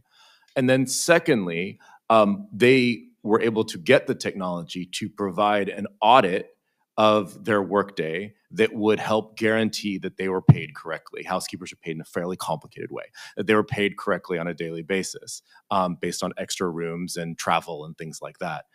So I think that's a good example of how if a company and workers work together, you can actually find a good solution. I think similarly, when we've had discussions around, I raised the example before of the elimination of phone operators. When we've been able to engage in discussions about how important that work can be, both from a customer service and public safety element, we've been able to figure out how to prioritize these kind of systems working in a way that will actually work for human beings as well. And I'm happy to give further examples on that. Thank you. Don't believe I have a time for a third question, so. Holly slipped Submit one one for in, the but that's okay. I'm going to take my questions now because I want to follow up on Senator Hawley's line of questioning. Frankly, you'll see me again when everybody else goes. I'll have some questions for others. But let me start off with Pearson and Schor. Okay, the real crux here is what regulations are necessary and how do you regulate? Now, I took a course with a guy, Roy Heidelberg at LSU, who really illuminated some of my thoughts. And I've discussed this with my staff. So first, it almost seems like you need AI to regulate AI. That was Dr. Heidelberg's point. Because it's so Dr. Schor or Dr. Ms. Pearson, you're saying how quickly it develops. How do you monitor? It seemed like you need AI. And so the question is, who builds that AI regulatory model? Because it's so complex. So first, real quickly, Ms. Pearson, do you agree with that?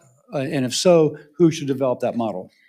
Even today, even for the last 15 years, automated assistance to help achieve compliance with data privacy laws, data governance requirements, which are very related to what we're talking about here, have emerged and have made very large and very successful and new job creating companies. Like, I don't want to name commercial names, but we're seeing those solutions in place. The market has created them because the laws that apply to data privacy are technology neutral. They just talk about Gotta the go outcome fast, gotta go fast. and the AI right now is moving very fast. So technology-enabled solutions that the private sector creates can actually keep up with those if you just know the goal. You just need the outcome. And then But going back to my question, and Dr. Schor comment on, if government is going to keep track of AI and all its whatever, does government need to develop its own AI as a regulatory agency to monitor the AI? Do you follow what I'm saying? Yes, I would think so, but I think there are a couple of important points here. One is you always need humans heavily involved because AI hallucinates. AI gives us bad answers. Okay, let me keep going. Yeah. Okay, secondly, one of my staff recommended that we need, 100 years ago, Congress could not imagine what antitrust would look like in 2025. So they came up with the Sherman Act, which allowed a common law to develop as regards antitrust. Now, but AI is moving so rapidly. But on the other hand, we cannot imagine what AI is going to look like in 5 years, much less 100.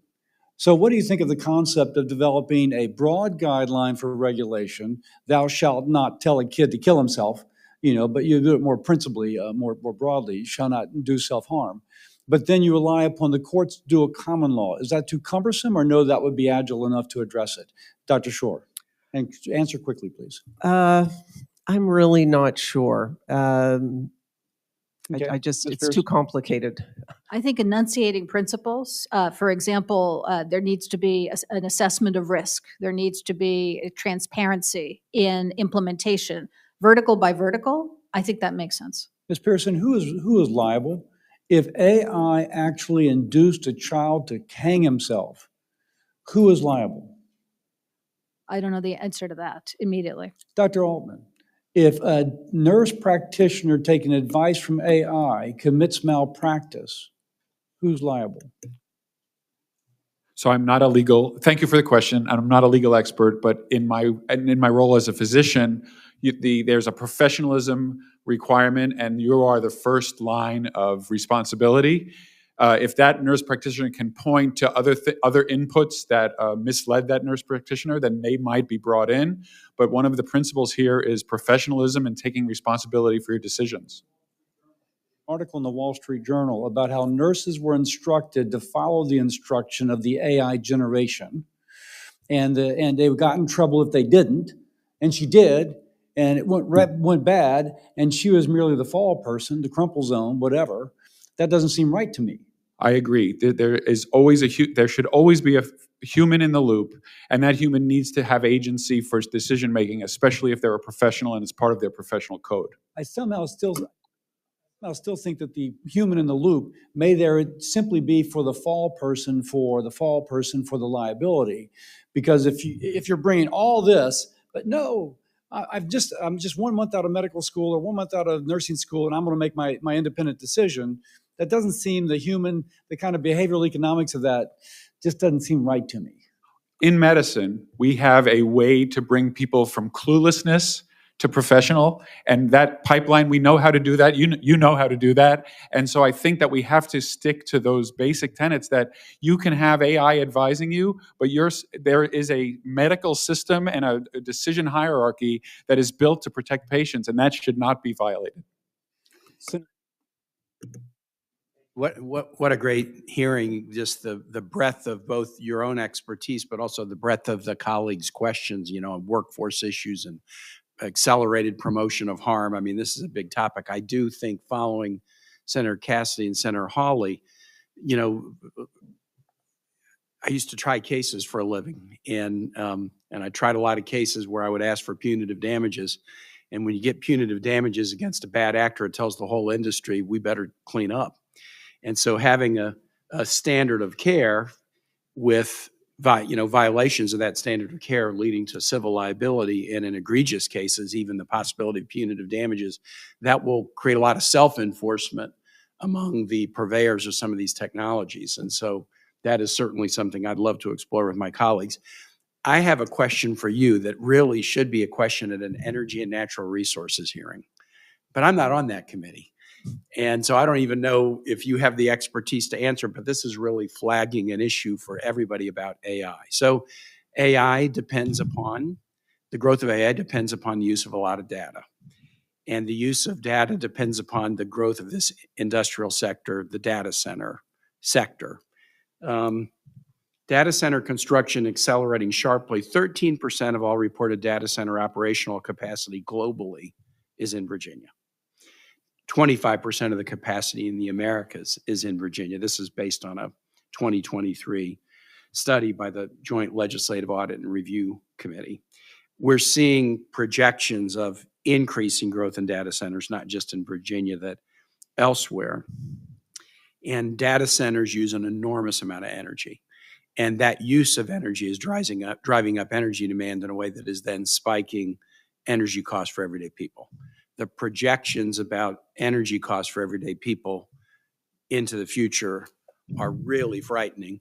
And a lot of it is being driven by data centers and being driven by use of AI. So, and maybe Ms. Pearson is the person that I think may most be able to address this, but I'm interested in any of your thoughts. What policy mechanisms or regulatory frameworks should we be considering to ensure that the financial and the environmental costs of AI-driven data center infrastructure are equitably distributed? And what might we do without curtailing innovation? Thank you, Senator. I appreciate why you're raising the issue, because it is an important issue, both in the impact on those who live around the data centers, as well as the jurisdictions that host them. They have tax revenue implications, large tax revenue. I believe in Loudoun County in Virginia, an enormous percentage of the county's budget comes from data center tax revenue. So they can be a boon. But you're right. If you look at it more broadly, the consumer looking at their needs for energy versus the needs that the data center industry creates may indeed drive the cost up. I don't have a policy answer for that. I think it's an important question. I agree with your raising it. And I think this is where market mechanisms and innovation, for example, microgrids that accompany a data center that rely on new forms of energy, solar or wind, in addition to more traditional, are part of that answer. Generation of more energy per se, so that the demand can be met, is one way the market can move. But there should be a continued look at that nationally. Dr. Schor, I see you want to weigh in. Yeah, I think these tools in the United States have been developed with no thought toward their energy requirements. One of the things we know when the Chinese released their AI tool is it uses far less energy. And so these companies can be pushed or forced or incentivized to go in the direction of using far less. And we can also think about what kinds of energy are being used at these data centers, because in addition to the issues just described, there are also the climate impacts of fossil fuel generation. So I think this is an area where the federal government could do a lot to try and push us to far more efficient AI tools. And I'll just say to conclude, in Virginia, this is really being dysregulated by localities. It's just a land use question, and one county may do something different than the next. But the land use decisions usually are not contemplating what's the energy effect of this. And so a whole lot of different cities and counties kind of making their own decision. We'll cite this one here and this one there, is end up having a dramatic effect on people's energy costs. And we need to get a better handle on it. Thank you for addressing it. I yield back, Mr. Chair. Senator Husted. Thank you, Mr. Chairman. The issue of chatbots came up, so I would recommend the Chat Act, which we've introduced, that would require adult parental notification and parental permission before a youth would get on a chatbot, and then would restrict adult content and suicidal ideation from those youth, and it would require that of the company. So I would encourage everybody to take a look at that. But I'll go quickly. I heard Dr. Schor talk about the Industrial Revolution. Since the time we created heat and turned it into work through the steam engine, we have been increasing productivity and having these discussions about fewer people to do the same thing. Excellent thing to think about. I want to share, though, as we talk about the negative things, I want to share one example of something that I was involved in, a recycling facility that uses AI, optical scan technology, and robotics to process twice to 3 times the amount of recycled material, which actually produces at a rate that makes it marketable in the commercial marketplace. So, and then the workers no longer have to stand with big heavy gloves going through a sorting machine. They troubleshoot. And so it's an example of how technology can actually create a market out of something that we find virtuous in our society and improve the quality of jobs. And that is possible just as much as it is that bad things come from chatbots and things like that. With AI and most technologies, it's either lead or lose. You either fall behind or but we have the obligation to figure out how we do this right. And so I want to talk about, I could ask everybody in this room, how many of you have been trained in AI and have an AI certification? Show of hands. We've won. You have AI certifications? Like three people. Okay. And it's going to be the dominant technology of the future. So we have to upgrade the educational component of this. If you talk to schools, I have a bill, the RAISE Act, which I know some of the members of this committee are on that, to have every state set a standard for what AI should be, how AI should be used in the classroom. I've talked to teachers who've used AI. They love it because now they can monitor the process of every single student and know where each one of them are. How important is it, Mr. Bailey, that we have these standards for our schools in this country? I think it's incredibly important. It's incredibly important that that's set at the state level so it can reflect state academic standards and expectations for kids and for teachers. Its states are the primary driver of education with professional development, and also it gives the best chance of reflecting community values on that. But that's very important. Yeah, and right now we don't have that. Like some states have.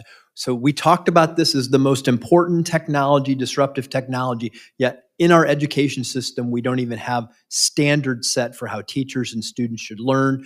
This is an emergency. I hope we act with great haste in this Congress to help the states find a way to do that. Now, technology is supposed to reduce cost, Mr. Altman, in our society, yet every advancement in technology has only made healthcare more expensive.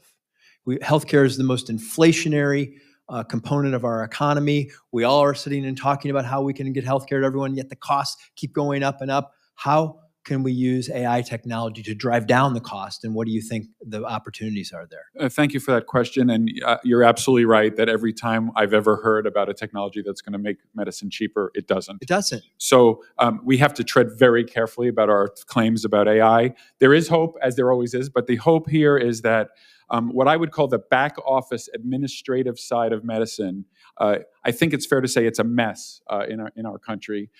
There's many intermediaries going between the patient and the healthcare system. And so there is a hope that AI systems will be able to streamline the administrative, what I as a physician think of as the important, but not in contact with patients, administrative back office. And I think that's an area where we may be able to make progress, but I'm very careful about making claims about that until it's actually demonstrated. Well, and I'll finish up one point on education. I think AI has the potential to be a very egalitarian technology in the sense that every student, no matter where you're from in the world, you can have a 24/7, 365 tutor, and it's available. How do we make sure that every school, every student is doing this the right way? Mr. Bailey? Well, again, I think it starts with what you were saying. States should establish the responsible guardrails for how this should be used. It also means we need developers that are making sure we're not just building any type of AI tutor, but AI tutors that are really, again, anchored and grounded on the science of learning, that are anchored on academic standards, and anchored on just the best ways that students learn to help make sure we're maximizing learning and not just getting convenient answers for students. Is there anyone else that want to weigh in on that one? I know I'm out of time. Thank you, Mr. Chairman. Thank you. And this will be Senator Hassan. Thank you, Chair Cassidy, and I thank you and the ranking member for this hearing. I thank our panelists for being here today, for sharing your expertise. But before I ask you some questions, I do want to note, as important as this topic is, and as grateful for the expertise of this panel as I am, this is the 9th day of our government shutdown here. And this committee has an important topic before us, but we should be focused on a bipartisan path to reopen the government and prevent health insurance premiums from doubling and millions of people losing their health insurance in this country as a result. So I'm going to continue to focus my attention on that. I hope we can come together as colleagues and do both things. They're not mutually exclusive. Reopen the government and address a narrowing window. We're days away from people getting their notices of doubling premiums and the damage that will do to our healthcare system and to the people who work in our healthcare system and the people who need care is real. So with that, Dr. Altman, I want to start with a question to you. AI companies have made clear that advanced AI systems can be misused by bad actors to help create dangerous new pathogens. For example, OpenAI recently announced the current ChatGPT systems are highly capable of biological research, including research into potential biological weapons. Congress must support American innovation in AI while also stopping terrorists from using AI to threaten our national security. What kinds of biosecurity risks are posed by advanced AI systems, and how can the bioresearch industry help us address those risks? Thank you, Senator, for that question. You're absolutely right that especially in the setting of open source tools, there's a possibility for bad actors to design pathogens, and I stress the word design pathogens, design toxic molecules, design things that could be meant for mass casualty events. The good news is there is a moment where they have to take that design and they have to send it to a lab to actually make the pathogen, make the molecule. And that is a critical opportunity. There's other opportunities. This is not the only one, but the critical moment when they send this to a company, perhaps unlabeled, hoping that it's going to make it through the system, and then they'll get back whatever it is that they've designed. And so in February of this year, we had a conference on biosecurity and AI, and we outlined a set of mitigation tasks that you could put in place, not one of which solves the problem, but as a package, they give some assurance that we're stopping the bad guys. And AI is part of that package. So I'll just rapidly say it. Tiered access. Certain data should be absolutely open, and then there's a spectrum to data that really you need to have a good reason to have access to that data. The models can be trained to audit their use, and if they see a series of questions that are troublesome or worrisome, they can flag that. You can have guardrails using AI technology to do watermarks on outputs so you can trace who asked this question and where they, and so there's a series of things that we outlined. And so I'm optimistic that in terms of a package of mitigations, we can reduce that risk, but we must remain vigilant because it's never a solved problem. I appreciate that, and we'll follow up with you. Ms. Pearson, current AI systems can write computer code with expert-level skill. Cyber criminals can exploit this code writing ability of AI systems to design and launch new kinds of cyber attacks, such as cyber attacks against our critical infrastructure. How can we improve information sharing between the federal government and private sector to counter emerging cybersecurity threats from AI-written code?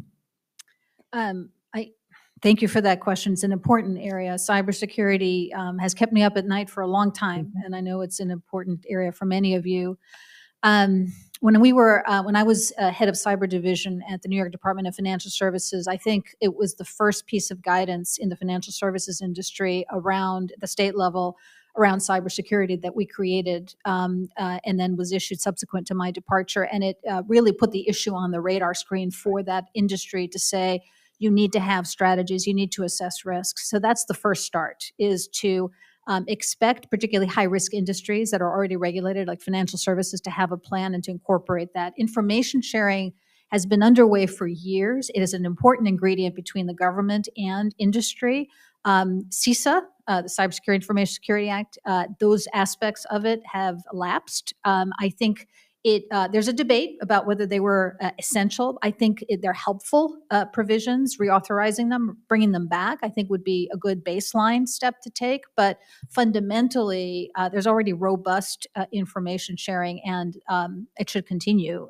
But cybersecurity, again, is a little bit of a technology neutral aspect. If you're just focusing on the actions you need to take to assess risk and use AI in defense of what the criminals are using AI, and that war is escalating. Well, thank you. And Mr. Chair, I appreciate that I'm over. I'll just say there are a number of us on this committee who also sit on his GAC Homeland Security Committee, and we have some work to do in this area. And lastly, as a proud member of Red Sox Nation, I will follow up with you, Mr. Aramayo, about the importance to the workers at Fenway, not just the customers and fans who come to Fenway, of that personal interaction. Thank you. Two things. On a humorous light, it tells us that she drinks beer at Red Sox, at the stadium at Fenway. But secondly, I will note that we cannot write the legislation to work on healthcare when the government shut down because our technical assistance is not present. Arguing for opening as we begin to continue working on healthcare, just to say. I'll register my respectful disagreement with that, and we'll keep talking. Thank you. Senator Moody.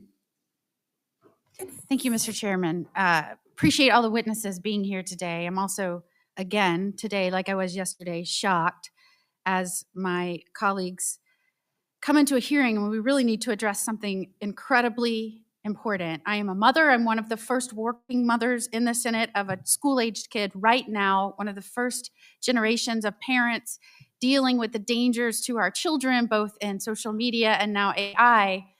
And I am listening after we offered up the opportunity for the 6th time to vote in a bipartisan way to continue funding, to keep our government open so that our military, federal employees all can continue to get paid and not miss a paycheck, that we are coming in here to gaslight the American people and suggest that it's anything other than Democrats not voting to continue funding of our government, it is shocking to the core that I would have to sit here in this important hearing and listen to this as an excuse when we should be focused on bipartisan ways to protect our children.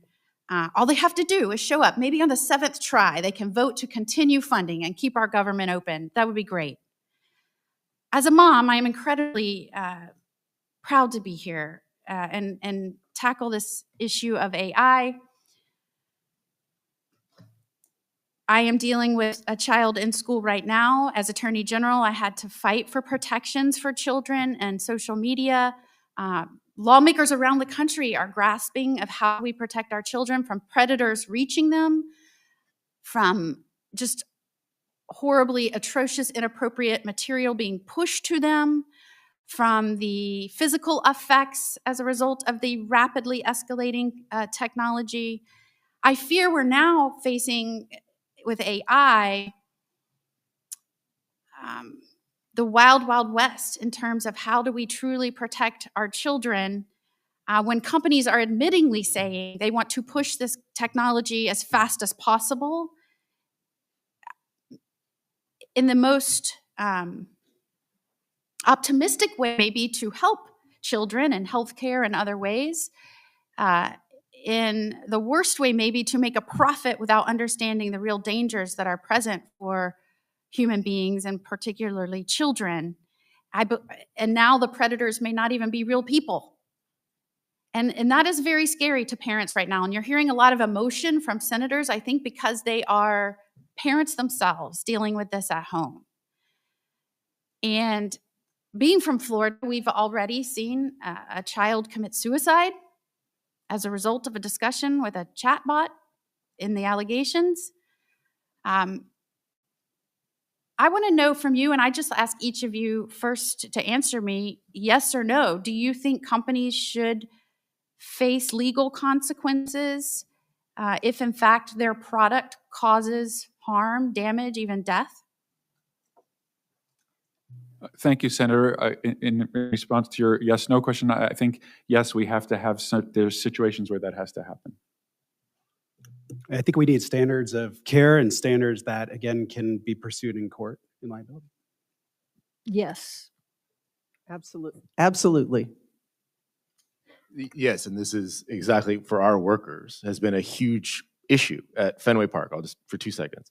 At Fenway Park, one of the questions our beer sellers have raised is when they're put on one of these machines that's automatically checking IDs, if someone drives their car home and God forbid something happens, who's liable? And that's a question one of our members are asking. So, and I just think it's important for anybody that's watching this, and I'm hopeful that a lot of people are watching this hearing. And again, I commend our chairman for holding this hearing, so important, like the one that we had yesterday. In fact, this committee, when you're dealing with health, education, labor, pensions, it deals with so many facets of American life and American safety. These are majority minority witnesses, a bipartisan group of people who are all saying companies that are trying to push this technology fast, for whatever reason, should be held accountable for the harm and damage that it causes. The real question is, how do we as lawmakers regulate that? And I think it was a good question from Chairman Cassidy, as the technology is evolving so quickly. I mean, his recommendation is, do we need AI to regulate AI? I mean, obviously we are not AI, we are merely humans. And I have not a lot of time, but I'll just ask you, both of you, quickly, how would you recommend to us go about regulating, if in fact you think that's necessary? Thank you, Senator. Very briefly, the regulation at this point has to be high-level principles, because the more detailed you get, the more things will change and it'll become out of date. So it has to be principle-oriented, and it can't be in the weeds, because anything you know about AI has an expiration date of 3 months. With legal remedies available. I would agree. It needs to be at principles level. Part of what I submitted in my written testimony is the next wave of AI are these things called AI agents. And AI agents act somewhat independently and engage in one another. And that introduces a lot of other challenges as it relates to liability as well. And so, again, I would start with principles and then again, always look future facing. Thank you, sir. Thank you, Chairman. Thank you, Senator Moody. And now Senator Kim. Yeah, thank you, Chairman. Actually, I'd like to just kind of pick up. I mean, can you go into further detail on what those principal levels regulations that you talked about, maybe Mr. Bailey? Well, I think, again, we're entering into a space where, especially with AI agents, where agents are literally making plans, reasoning and acting autonomously, somewhat more autonomously, and especially when they do that as teams of agents, that confuses a lot of the regulation that we have. And so I think we need principles of where does liability fall there as it relates to the developers of AI, the deployers of AI, and then how does that relate to both users, the human users, and then also these AI agents. I do think, to Senator Cassidy's point, that we already use different types of AI to help catch and enforce cybersecurity. I think we're going to find that there's a whole group of AI agents that can help with protecting and mitigating against some of these harms and helping us to suss out some of the bad ones too.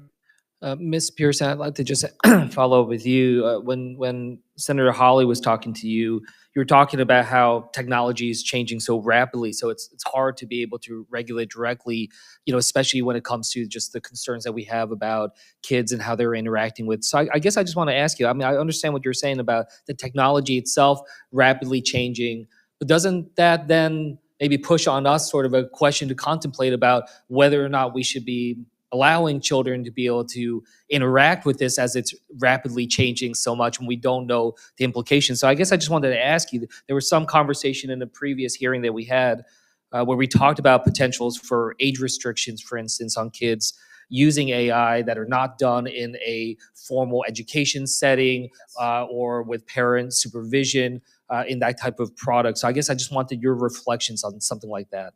Senator, I'm glad you brought that question up. I'd like to clarify that there is a difference, in my view, between a vertical industry incorporating AI into its business processes to create value for the consumer, value for the experience, value for the stockholder. For example, in the transportation industry, safety regulations, the outcome of that is what I was referring to, vertical by vertical, for protecting children as a mom and a grandmom.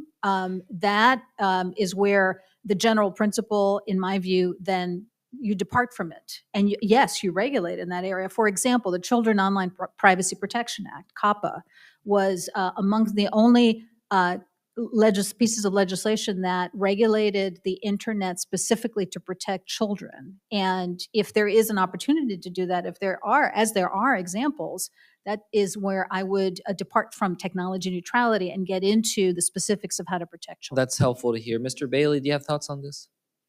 No, I would agree. I think the same. I mean, starting with children's safety, building on what we have right now with FERPA, with COPPA, the Kids Online Safety Act. I mean, we need to think about what are the existing and some of the proposed regulations as well of helping to protect children, and also empowering parents. I think that's the other thing. Yeah. I think a lot of what I hear from parents is not just fear, but also a little bit of disempowerment, that they can't see how their kids are using these tools. They don't have the parent notifications they have on a number of other tools. And so the more we can empower parents, I think that's an important key in this process. Look, I appreciate that. Mr. Chairman, I appreciate your attention to this issue, and I'm glad that we're having bipartisan discussions about this, in particular when it comes to kids.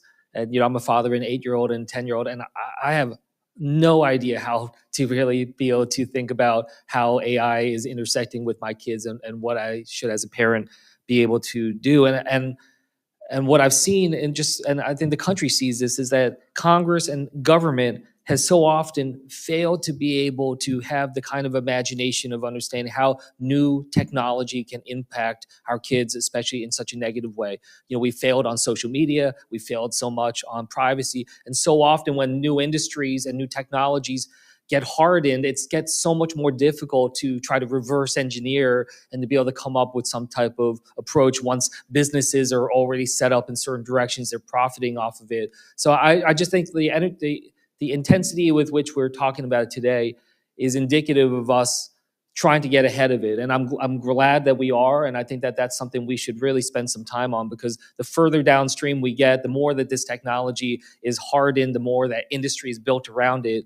I think it'll be harder for us to be able to take steps to figure out how to be able to protect our kids. So I just want to say, and then just one thing for the record, I just want to ask for your unanimous consent to enter into the record. It's one letter from the International Longshore and Warehouse Union.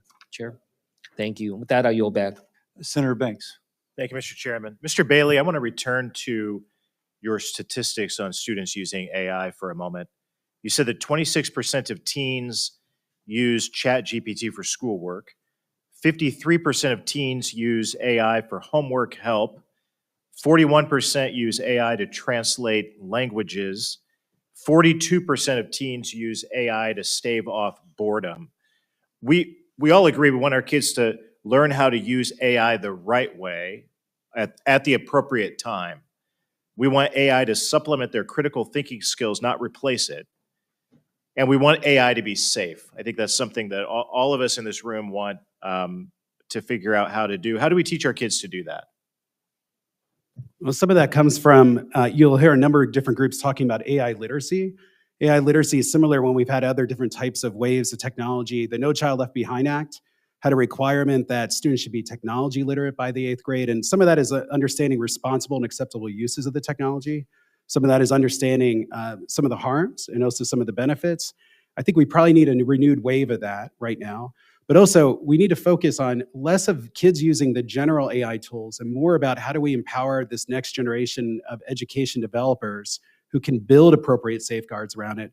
I mentioned Conmigo in Brisk teaching. There's others that will take some of those powerful AI capabilities, attach a lot of other safeguards around it, particularly some of the ones we were just talking about with chatbots, to help maximize some of the benefits, but also minimize some of those risks and some of those harms.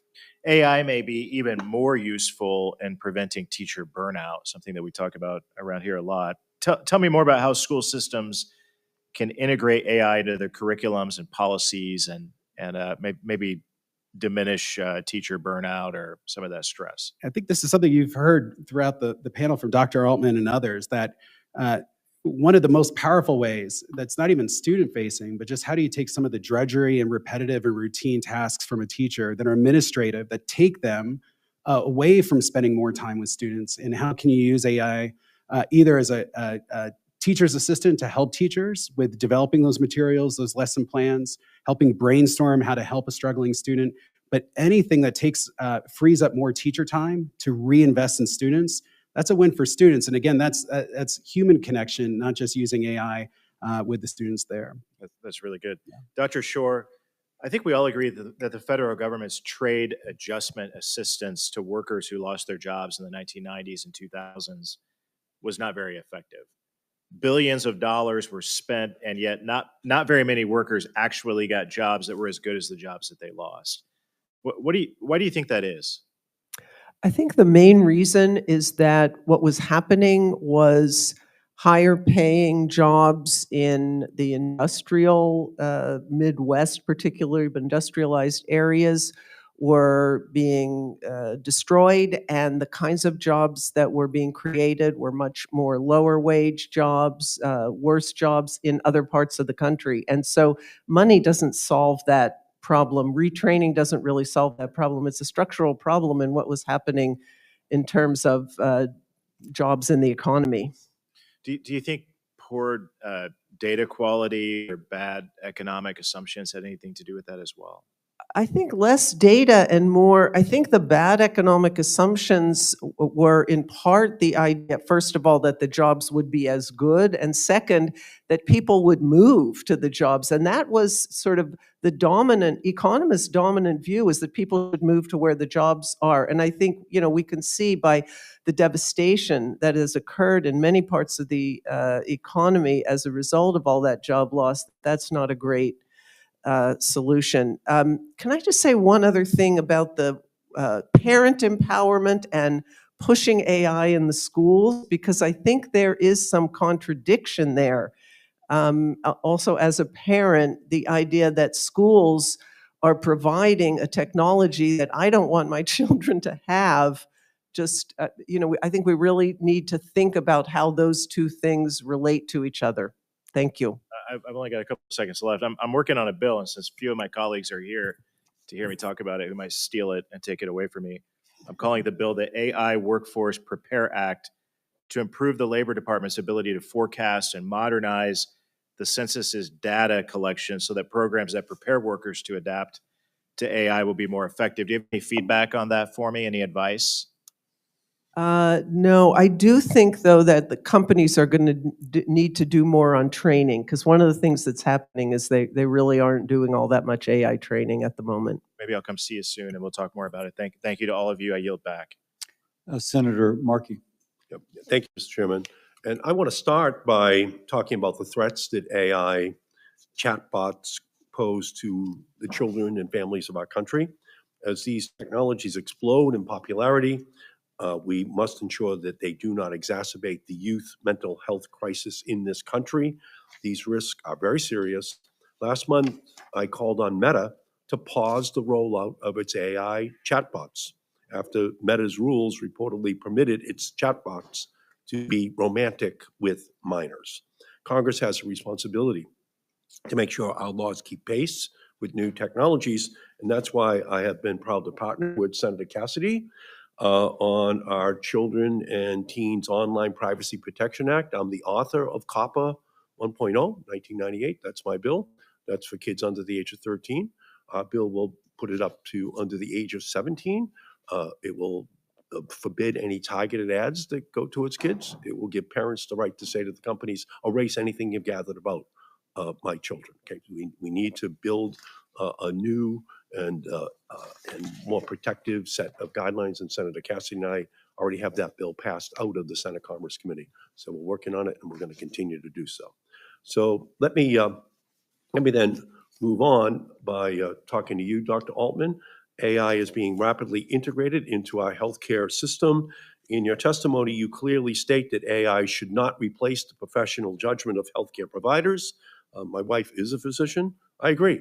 Patients want humans making decisions about their healthcare, not robots or AI models.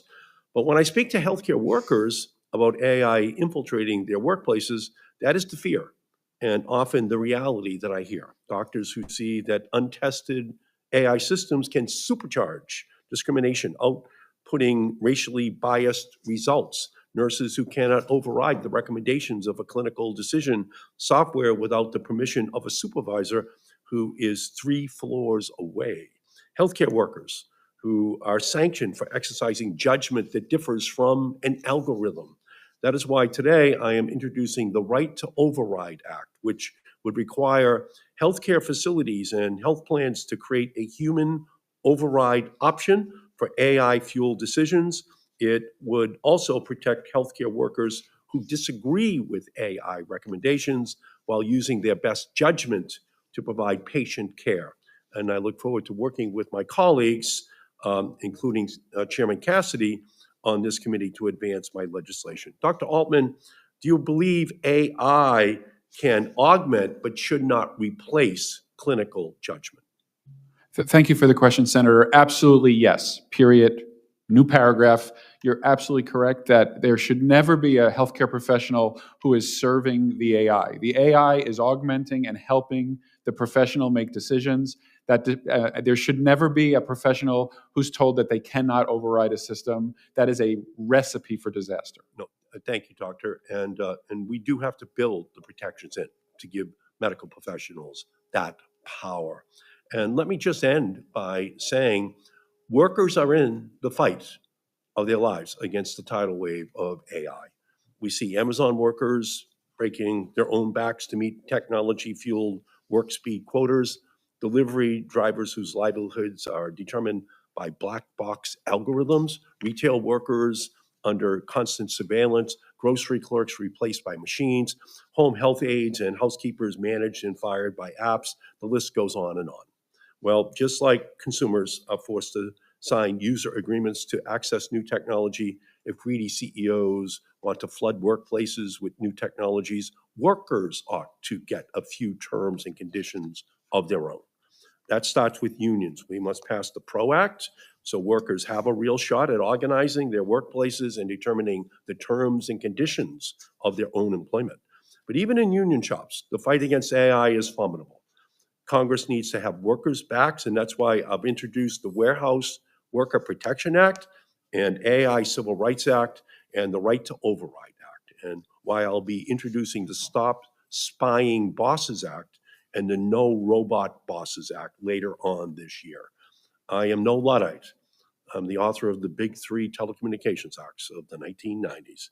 But unlike earlier waves of automation and the digital revolution, AI must be integrated on working people's terms. Workers must organize for the future, not corporate bosses of big tech. And that's why I am proposing a platform to ensure workers have a say in their own future. This endeavor is urgent. Workers cannot afford to wait. AI must stand for all included.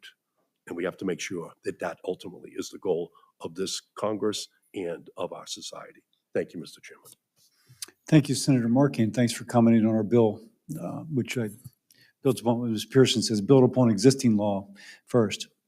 Senator Hickenlooper. Thank you, Mr. Chair. Thank all of you for being here. I'll take the privilege of directing my first question to Dr. Schor, who I think I've known for almost 5 decades. It reminds you a little bit of and I'll get this quote wrong, but the writer Kurt Vonnegut said that a truly terrifying moment is when you recognize the country is being run by people you went to school with. So having you here is a pleasant surprise. You understand firsthand how important it is to get quality data and how important it is to be consistent, especially as the workforce evolves and our economy evolves, and that evolution will accelerate through the adoption of AI tools and systems. We've also got to be able to use that data to make predictions that are relevant. So how can we improve the collection, but not just the collection, the analysis, the distribution, the publication of data at both the federal and state level, so that everyone can see what the impact is on our workforce? In other words, we've got to get that out as quickly as possible. Yes, thank you, Senator Hickenlooper. And I will note, I think you were a year ahead of me, but I did have my 50th reunion this year. So it's a bit of a paradox, because in this era of big data, the firms have much more and higher quality data than in the past, but it has been much more difficult for government to get access to that data. And this has been my experience studying the so-called platform economy, gig work. I was one of the first people in the country to do this, and the companies say, no, this is proprietary and we won't give it to you. But if we had Uber and Lyft and Airbnb data, we could have had much, much better oversight, prediction, and regulation. So I think one of the things is laws about the right of governments to get access to this data. I know Toronto was one of the first cities to get access to ride-hail data, for example. Got it. And my staff wants me also to ask if you yourself follow a 4-day week, and if you would recommend that for them.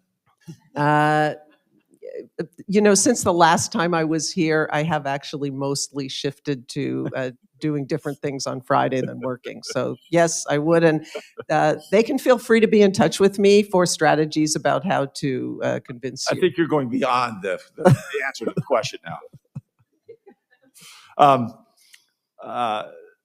Mr. Aramayo, workers are already seeking out training and credentialing opportunities to keep pace with AI adoption. Obviously, registered apprenticeship programs could provide to AI-relevant, stackable credentials that would, demonstrate and hopefully lead to better jobs, more successful careers. In your testimony, you talked about how your labor management training centers and how they provide essential skills to both workers and managers. Can you expand on that a little bit? Sure. And look, I think training is really important. And I think workforce training at the workplace is essential. And I also want to lift up Taft-Hartley training centers. So for example, in Boston, we have a robust training center that looks at the entirety of the workforce and the workforce needs. And in the AI and technology world, we'll look at questions like, are workers digitally native or not? You can have workers who have grown up with this technology, are very comfortable with it, and workers who are walking around with a flip phone. And if they're going to get training to be able to engage with this kind of technology at work, it's going to have to be very specific to them individually, to their job in that workplace, into the nature of that workplace and the kind of technology that's there. And I do think that's why it's so essential that unions play an essential role here, because unions and representation through these kind of training centers can actually engage at that ground level to make sure this technology is designed to make in consultation with the workers, who are also, I should mention, the customers often of this technology, and also implemented in a way that is effective at putting them at the center and not the owners and the billionaires at the center. Right. The complexity of what you're describing would probably require AI in terms of the overall design. I'm out of time. I know what happens if I go over time at this committee. Although I don't know if you're going to have a second round of questions, because I might stick. Yeah, I'd love to go continue the discussion. So thank you. Ms. Pearson, again, thank you for all your work. You offered in your testimony several recommendations on how we can prepare our economy for the AI revolution. And one of your recommendations was for Congress to pass a comprehensive data privacy law, which is music to my ears. Colorado, 19 other states have already done some version of that. We also recognize that AI devours enormous amounts of high-quality data in order to train themselves and to improve. Mm-hmm. They need that data. So what effect would a federal privacy law have in establishing clear privacy rights for workers and protecting enterprise data from being breached or in some other way stolen? It's been many years since federal privacy for consumers regulation has been tested, debated, worked on here in Washington. And in those years, I went from being initially skeptical about its need to now being convinced about its need. And in part, it's because so many states, including Colorado and others, have adopted a variety of consumer privacy legislation. And I think the American consumer should expect a baseline. And while there are a lot of other privacy laws focused on other topics, in the online context, as a consumer, it would help to have a baseline set at the federal level. So that's number one. It would set consistency. It would set a consistent standard for how we interact with devices across the country. And we know that we interact with our devices, whether we're in the workplace, whether we're in school, whether we're in church, whether we're in wherever. And just to have that consistency, I think would be helpful, including in the workplace context, because you're using that kind of personal device frequently when you're at work. And so that I think a baseline would help. Obviously, there's the thorny issue of what do you do about the state regulations? Laws differ from a federal baseline. I think that needs to be resolved. But overall, that's my thought. Right. I think we would resolve that, but I agree with you in terms of those baselines and the importance of that. Dr. Altman, let me switch to you for a minute. Obviously, the AI can consume vast amounts of information, find trends or opportunities that might otherwise be overlooked. You talk about family and an example of looking at trying to find medical breakthroughs. Novel drug discovery, those other opportunities. What are some of the risks around that, and in what ways do you think AI becomes appropriate in those situations and circumstances?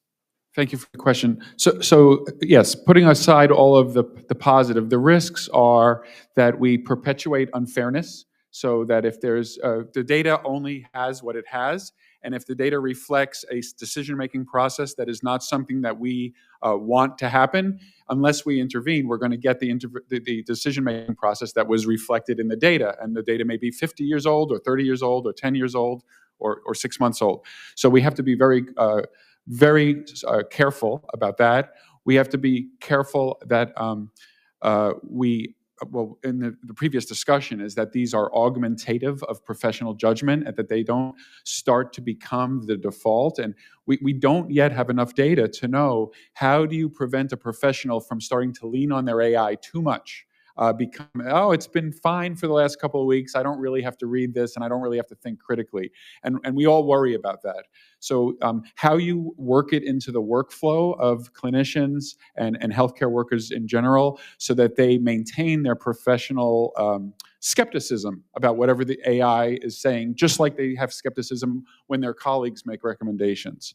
On the research side, I think it's a little bit clearer. We already talked a little bit in this discussion about biosecurity, and there's a whole bunch of dual use concerns.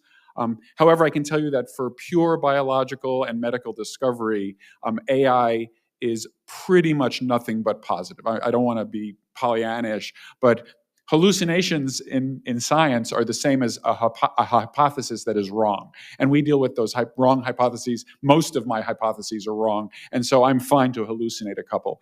But we have good scientific methods for then triaging those hypotheses to find out if they're actually true.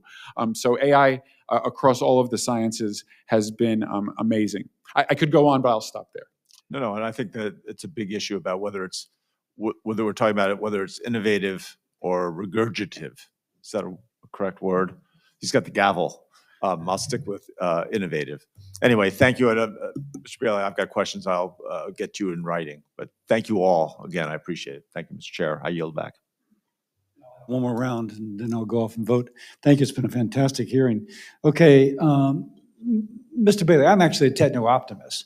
I think this has incredible opportunity. I'm trying to learn Spanish. The program I use has AI. It interacts with me. Dr. Schor, you mentioned should the parent be concerned, but what you talked about in Lafayette Parish, my home state, my people, is that the teacher had more time to interact personally with the student as opposed to just kind of occasionally walking around looking over their shoulder as they were writing something down. So we're not speaking about giving them free range to go into a chat box. We're talking about now we're working on math, now we're working on Spanish. But the thought occurs to me that if you're a school district with a millage, you can pull it off. If you're a parochial school with donations, maybe you can too. But if you are a homeschool or a micro school, a small little independent school, you may not have the resources to buy the license to get the access. Is that a problem, or am I overstating that?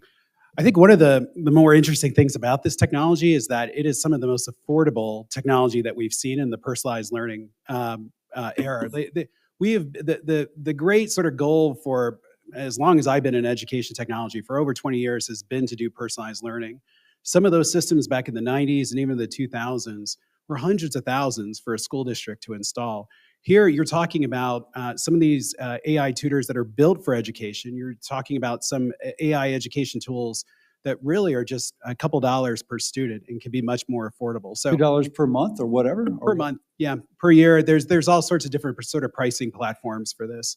But also, I think as we're seeing education savings accounts sweeping the country, I suspect what we'll start seeing is a lot of parents using some of those education savings accounts to help pay for some of these AI tutors or AI instructional Now, going back to, I read a great article, I think by Boston Consulting, in which they looked at different types of workers, and I'm going to summarize, but some were cyborgs and some were centaurs, in which they used AI to augment what they did. Mm-hmm. But others are a term I'll call cripple. They became dependent upon. Mm-hmm. Now, I say that because Dr. Altman, there's an article that was quoted in the New York Times, but out of the Lancet, one of the Lancet journals, about how gastroenterologists doing colonoscopies, that once you took the tool away from them, the AI tool of detection away from them, it turns out that they were performing lower than their baseline, that they had de-skilled in terms of looking for precancerous colon lesions.